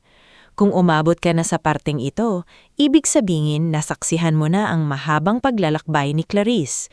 Mula sa pagiging simpleng dalagang lumaki sa bukid, sa pagiging asawang hinusgahan ng biyanan, sa pagiging buntis na gilawang labandera, hanggang sa muli niyang pagbangon sa lupaing noon pa man ay tahanan niya. Ngayon, hindi na ito kwento ng babaeng naghahanap ng hustisya lamang.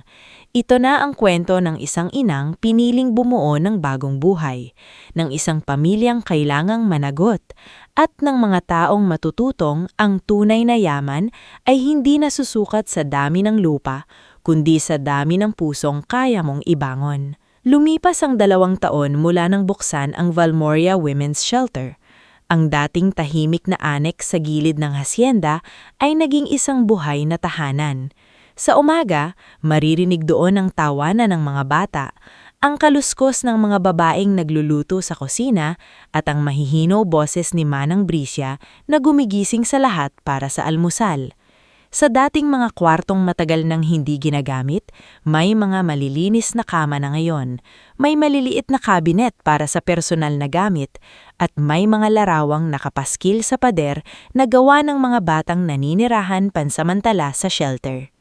Si Clarice ay hindi na ang babaeng nanginginig sa sulok ng maliit na silid malapit sa labahan. Sa loob ng 2 taon, unti-unti siyang bumalik sa sarili. Ngunit hindi na siya tulad ng dati. Mas maingat na siya, mas malinaw magsalita, at mas marunong nang maglagay ng hangganan. Madalas siyang makita sa opisina ng shelter, may dalang notebook, kausap ang mga social worker, abogada, doktora, at volunteer teachers. Ngunit kahit abala siya, lagi niyang sinisiguradong may oras siya kay Amaris. Ang anak niya ay 2 taong gulang na, masayahin, malikot, at may mga matang mana kay Clarice. Mahilig itong tumakbo sa bakuran ng hasyenda, sumusunod sa mga sisiw, at tumatawa kapag pinapakyut ni Mang Silvino ang lumang sombrero sa ulo. Sa tuwing nakikita ni Clarice ang anak na malayang naglalaro sa ilalim ng puno ng mangga, naaalala niya ang pangakong binulong niya noong nasa maliit pa siyang kwarto sa mansyon ng Montefalco. Hindi niya hahayaang lumaki ang anak niya sa takot. "Amawis!" sigaw ng bata isang umaga. Hirap pang bigkasin ang sariling pangalan habang hawak ang isang bulaklak na pinitas sa hardin. "Mama, flower!" Lumuhod si Clarice at tinanggap ang maliit na bulaklak. "Salamat anak. Para sa akin ba ito?" "Opo," sagot ni Amaris, saka biglang tumakbo palapit kay Don Florentino na nakaupo sa veranda. Si Don Florentino, na noon ay palaging abala sa pamamahala ng 10 hasyenda, ay mas madalas nang makita ngayon na nakikipaglaro sa apo. May edad na siya, mas mabagal na ang lakad, ngurit kapag si Amaris na ang tumawag, parang bumabalik ang lakas niya. Sa bawat tawa ng bata, may parte sa puso ni Don Florentino na gumagaling din mula sa takot na muntik niyang mawala ang anak at apo dahil sa kalupitan ng ibang tao. Sa kabilang dako, hindi na rin katulad ng dati si Elias. Matapos umalis sa mansyon ng Montefalco, tinupad ang sinabi niyang hindi siya aasa sa pangalan ng pamilya.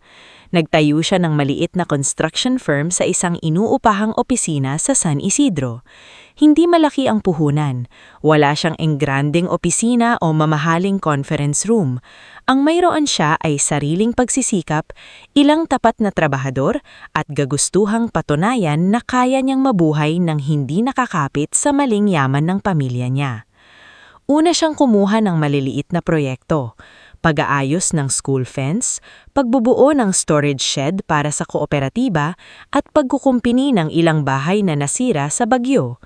Hindi siya humingi ng espesyal na pabor kay Don Florentino, kahit maraming beses itong inalok na tulungan siya sa legal na proseso ng negosyo. Para kay Elias, mahalagang makita ni Clarice na hindi niya sinusubukang bilhin ang tiwala nito.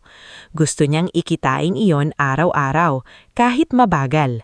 Madalas siyang bumisita kay Amaris, pero laging may paalam.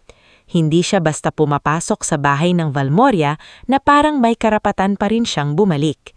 Kapag dumating siya, nag-aabot muna siya ng mensahe kay Odessa o kay Aling Eupemia at hihintayin kung papayag si Clarice. Sa loob ng 2 taon, natutunan niya ang pagmamahal na totoong nagsisisi ay hindi nagmamadali. Hindi ito sinasabing, kalimutan mo na. Sa halip, sinasabo nitong, narito ako, kahit matagalan. Isang hapon, habang naglalaro si Amaris sa lilim ng puno, dinala ni Elias ang isang maliit na kahoy na kabayo na siya mismo ang gumawa mula sa tira-tirang materyales ng isang proyekto. Para sa kanya? Tanong ni Clarice. Oo, mahinang sagot ni Elias. Naalala ko, sinabi mo dati, noong bata ka, mahilig ang sumakay sa kahoy na kabayo sa lumang sala. Napatigil si Clarice. Hindi niya akalaing naaalala pa iyon ni Elias. Natagal ng panahon nang lumipas mula nang magkwentuhan sila sa veranda nung bagong kasal pa lamang sila. Marami ng sakit ang dumaan. Maraming luha ang nalaglag. Pero sa simpleng linyang iyon, naalala ni Clarice na bago ang lahat, minahal niya ang lalaking ito hindi dahil perpekto ito, kundi dahil marunong itong makinig. Lumapit si Amaris at tuwang-tuwa sa laruan. "Papa Maid?" tanong ng bata, lumuhod si Elias. "Oo anak, si Papa ang gumawa. Thank you, Papa, sabi ni Amaris saka yumakap sa liig nito. Napapikit si Elias. Bawat yakap ng anak ay parang biyayang alam niyang hindi niya karapat-dapat makuha ng ganun kadali. Kaya lalo niyang iniingatan. Mula sa veranda, pinapanood sila ni Clarice. Nasa tabi niya si Odessa, na ngayon ay principal na ng bagong paaralang itinayo sa lupa ng Valmoria. Malayo na rin ang narating ni Odessa mula sa pagiging guro sa baryo. Siya ngayon ang nangunguna sa scholarship program para sa mga anak ng magsasaka. Hindi pa rin madali, ano? Tanong ni Odessa. Hindi, sagot ni Clarice. Pero hindi na rin kasing bigat ng dati. Mahal mo pa siya? Matagal na tumingin si Clarice kay Elias at Amaris. May parte ng puso ko na hindi tumigil magmahal, sagot niya. Pero ngayon, mas mahalaga sa akin ang kapayapaan kaysa sa pagmamadali, tumango si Odessa. Yan ang totoong pagbangon. Hindi yung pilit kang bumabalik sa dati, kundi natututo kang pumili ng bagong anyo ng buhay. Habang unti-unting umaayos ang buhay ni na Clarice, tuluyan namang humarap sa pagbagsak ang pamilya Montefalco. Ang kasong isinampa kay Draven ay umusad sa korte. Lumabas sa investigasyon ang panlalaro niya sa mga kontrata, paggamit ng dummy suppliers, at pamemeke ng ilang pirma ni Elias. Maraming empleyado ang naapektuhan at ilang supplier ang halos malugi dahil sa kaguluhan. Hindi na ito simpleng away pamilya. Isa na itong kaso ng panluloko at pagnanakaw. Sa araw ng unang malaking hearing, dumating si Draven sa korte na hindi na kasing yabang ng dati. Wala nang makintab niyang relo. Wala nang ngising mapang-api. Si Nerissa ay hindi na niya kasama. Matagal na itong umalis at nagsimulang mamuhay ng hiwalay. Hindi siya naging perpektong tao. Ngunit natutunan niyang hindi niya kayang manatili sa tabi ng lalaking handang sirain kahit sariling pamilya para lang sabihing siya ang lamang. Si Imelda naman ay umupo sa likod ng courtroom, nakasuot ng simpleng itim na bestida. Ang dating babaeng palaging may perla sa liig at matalim na tingin ay tila lumiit sa sariling upuan. Ilang ari-arian nang naibenta niya para bayaran ang utang ng negosyo. Ang mansyon nila ay hindi na kasing ningning. Maraming kasambahay ang umalis. Wala na sinamanang Brisha, Yoli, Minda at Timo. Ang dating bahay na puno ng utos at yabang ay naging malawak na gusaling halos walang laman. Nang makita ni Imelda si Elias sa korte, sinubukan niyang itong lapitan. Anak, mahinang niyang tawag. Huminto si Elias. Matagal bago siya humarap. Kumusta ka po? Maayos naman po, sagot niya. Magalang, ngulit may layo pain. Kumusta si Amaris? Masaya. Lumalaking mabuti. Nangingilid ang luha ni Imelda. Gusto ko sana siyang makita. Hindi agad sumagot si Elias. Hindi ako ang magdidesisyon yan. Si Clarice ang dapat tanungin, tumango si Imelda. Minsan, ang dati niyang sarili ay magagalit sa sagot na iyon. Sasabihin niyang siya ang lola, sasabihin niyang may karapatan siya. Ngunit ngayon, wala na siyang lakas na ipilit ang sarili. Unti-unti na niyang natututunan na may mga karapatang nawawala kapag inabuso mo ang taong dapat mong inalagaan. Nagpatuloy ang kaso at sa kalaunan, naparusahan si Draven ayon sa batas. Hindi man siya habang buhay na wala sa kulungan, supat ang hatol para mabawi sa kanya ang kalayaang inabuso niya. Pinagbabayad din siya sa mga naagrabyadong empleyado at supplier. Sa araw ng hatol, hindi sumigaw si Elias, hindi rin nagdiwang. Tahimik lamang siyang tumayo sa labas ng korte. Hawak ang mga dokumentong nagpapatunay na natapos na ang isang malaking kabanata ng sinungaling. Lumapit sa kanya si Calix. Tapos na ang malaking bahagi, sabi ng pinsang abogado. Hindi pa lahat, sagot ni Elias. May mga taong kailangan pa ring bumangon mula sa ginawa naming buong pamilya. Ginawa nila, pagwawasto ni Calix. Umiling si Elias. Apelido ko pa rin iyon. At may panahon na hindi ko piniling hindi makita ang nangyayari sa paligid ko. Hindi ako nagnakaw tulad ni Draven pero may pagkakulang pa din ako. Hindi na sumagot si Calix. Sa loob ng matagal na panahon, iyon ang unang pagkakataong nakita niyang hindi tumatakbo si Elias mula sa bigat ng pangalan nila. Ilang buwan pagkatapos ng hatol, nagkaroon ng charity hearing at mediation meeting para sa mga dating empleyado ng Montefalco na nawalan ng trabaho. Ginamit ng Valmoria Foundation ang isang bahagi ng pondo nito upang tulungan silang makahanap ng bagong trabaho, hindi dahil obligasyon nila iyon, kundi dahil maraming inosenteng tao ang nadamay sa pagbagsak ng negosyo. Naroon si Clarice, hindi bilang babaeng naghihinggi, kundi bilang leader ng programang tumutulong sa mga manggagawang nawalan ng seguridad. Sa isang gilid ng hall, nakita ni Imelda si Clarice. Nakasuot ito ng simpleng Filipiniana blouse, hawak ang folder ng beneficiaries at katabi si Manang Brisha na tumutulong sa pag-aayos ng listahan. Sa kabilang mesa, si Yoli ay nag-aabot ng pagkain sa mga dumalo, habang si Minda ay tumutulong sa registration. Si Timo naman, nakasuot na ng college uniform, ay volunteer sa logistics habang nag-aaral ng agribusiness gamit ang scholarship na ibinigay sa kanya ni Leta. Parang may humaplos na malamig sa dibdib ni Imelda. Ang mga taong dating nasa ilalim ng bubong niya, mga taong dati niyang inuutusan at pinapatahimik, ay nakatayo ngayon ng may dignidad sa lugar na itinayo ng babaeng inapi niya. At ang pinakamasakit, hindi sila naghihinggi. Hindi nila siya tinuturo, hindi nila siya pinagtatawanan. Mas masakit iyon kaysa insulto dahil ipinakita nitong kaya nilang maging mabuti kahit hindi niya iyon nagawa noon. Pagkatapos ng programa, naglakas loob si Imelda na lumapit kay Clarice. Nasa tabi ni Clarice si Elias, si Don Florentino, si Odessa at ang maliit na si Amaris na hawak ang manikang bigay ni Aling Eupemia. Clarice, mahinong tawag ni Imelda. Tumahimik ang paligid. Napatingin si Manang Brisha mula sa malayo. Si Elias ay bahagyang tumayo ng tuwid, handang protektahan ang asawa kung kailangan. Ngunit itinaas ni Clarice ang kamay, senyas na ayos lang. "Ano po iyon, senyora?" tanong ni Clarice. Masakit para kay Imelda marinig ang salitang iyon. Dati gusto niyang tinatawag siya ng ganon dahil pakiramdam niya mataas siya. Ngayon, parang pader iyon sa pagitan nila. "Pwede ba kitang makausap?" tanong ni Imelda. Tumanggo si Clarice. "Dito na lang po, wala naman akong kailangang itago." Napalunok si Imelda. Nanginginig ang kamay niya. Tumingin siya kay Amaris, ngunit hindi siya nagtangkang lumapit. Alam niyang wala pa siyang karapatan. "Matagal kong inisip kung ano ang sasabihin ko sa'yo. Noong una, gusto kong sabihin na nagkamali lang ako dahil hindi ko alam kung sino ka. Pero habang tumatagal, lalo kong naiintindihan na iyon ang pinakamasamang dahilan. Dahil ibig sabihin, kung mahirap ka nga, baka hindi pa rin ako magsisi." Hindi nagsalita si Clarice. Nakatingin lang siya, tahimik, ngunit hindi natakot. Tumulo ang luha ni Imelda. "Mali ako," sabi niya. "Hindi dahil mayaman ka pala. Mali ako dahil kahit mahirap ka man o mayaman, wala akong karapatang yurakan ka. Wala akong karapatang ipahiya ka, pagtrabahuhin ka ng mabigat at iturin kang pabigat habang dinadala mo ang apo ko. Ang sakit isipin na ang babaeng dapat kong inaalagaan ay ako pa ang muntik makapahamak." Bumigat ang katahimikan. Si Elias ay napayapo.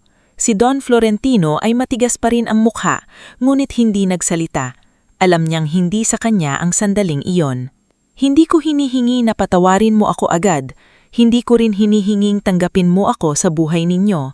Gusto ko lang sabihin sa harap ng lahat ng narito na mali ako, at kung may paraan para pagbayaran ko iyon nang hindi ka muling nasasaktan, gagawin ko." Matagal bago sumagot si Clarice. Sa loob niya, bumalik ang mga alaala, ang malamig na silid, ang palanggana ng basang kumot, ang dugo, ang boses ni Imelda na sinabing makapal ang mukha niya. Hindi yun mabubura ng isang paghihingi ng tawad, ngunit sa harap niya, hindi na ang dating halimaw ng mansyon ang nakatayo.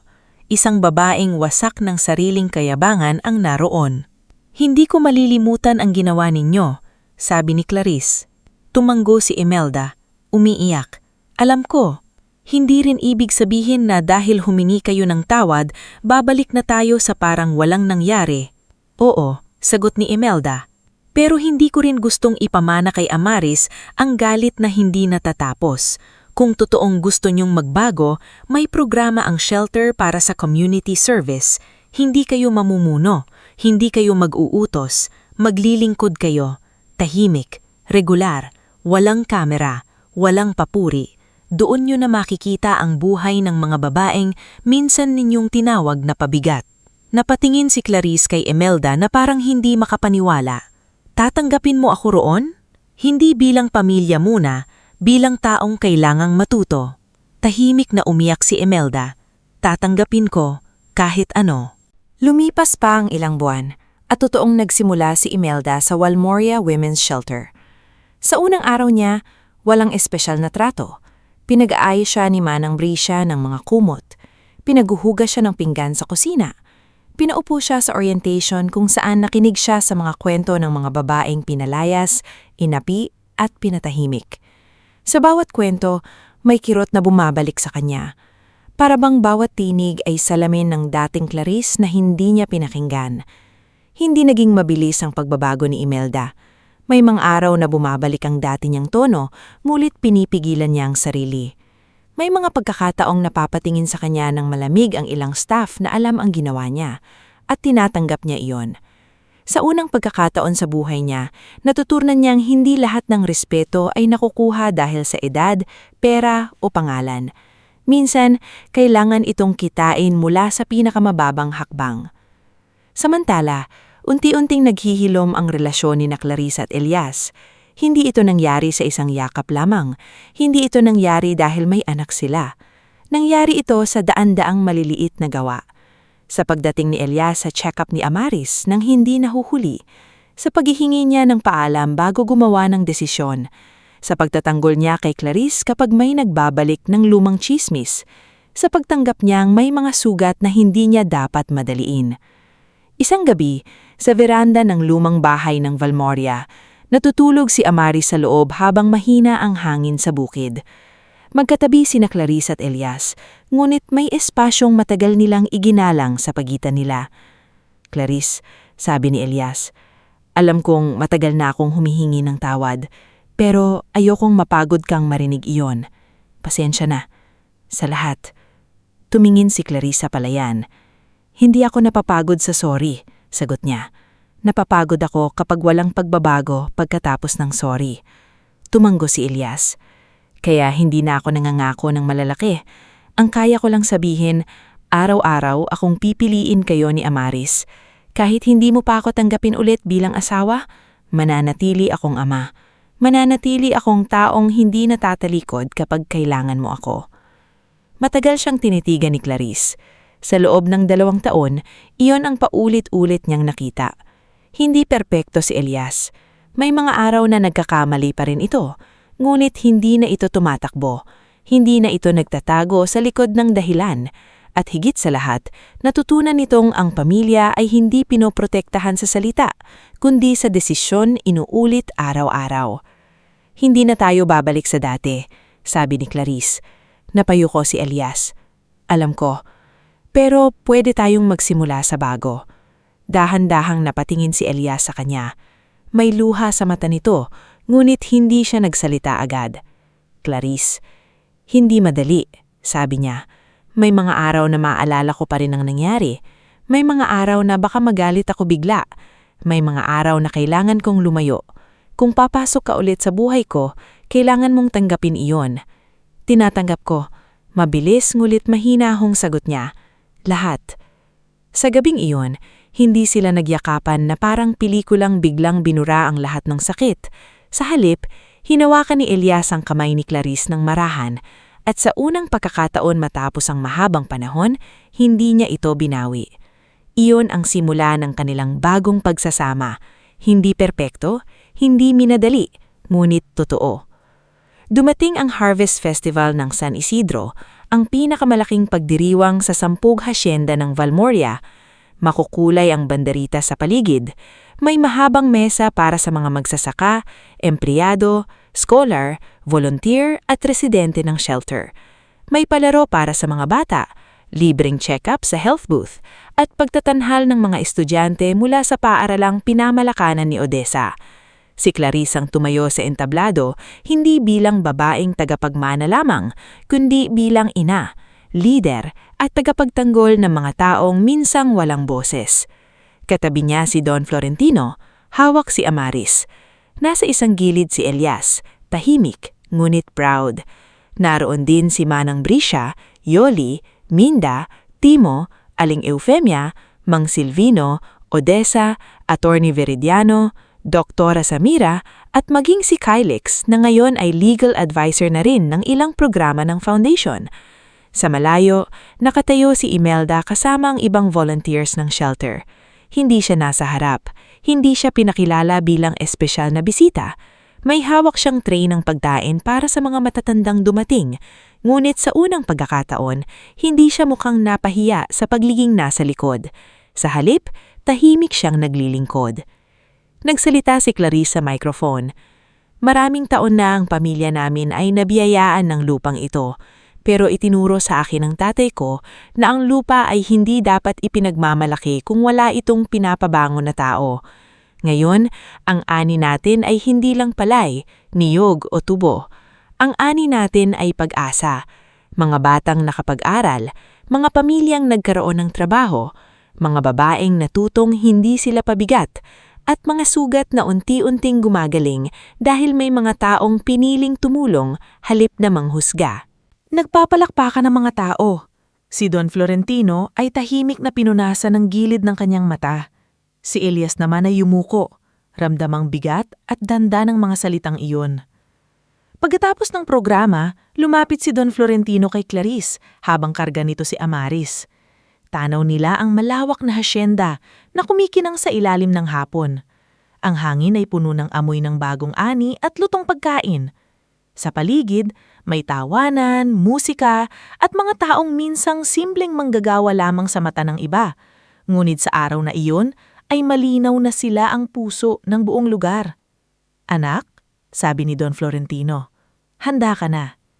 Napatingin si Clarice. "Para saan po?" Inaayos na ni Attorney Veridiano ang final transition. "Unti-unti kong ipapasa sa iyo ang pamamahala ng 10 hasyenda at ng foundation." "Tay," ngumiti ang ama. "Hindi dahil pagod na ako, kundi dahil nakita kong mas malawak ang kaya mong itanim kaysa sa akin." Napuno ng luha ang mata ni Clarice. "Hindi ko alam kung kaya ko." "Kaya mo," sabi ni Don Florentino. "Dahil hindi luha ang pinakamahalagang paman ako sa iyo, kundi ang tapang mong manatiling mabuti kahit sinaktan ka ng mundo." Lumapit si Elias at tahimik na tumayo sa tabi niya. Hindi niya inagaw ang sandali, hindi niya ginawang tungkol sa kanya. Hinayaan lang niyang si Clarice ang nasa gitna ng sariling tagumpay.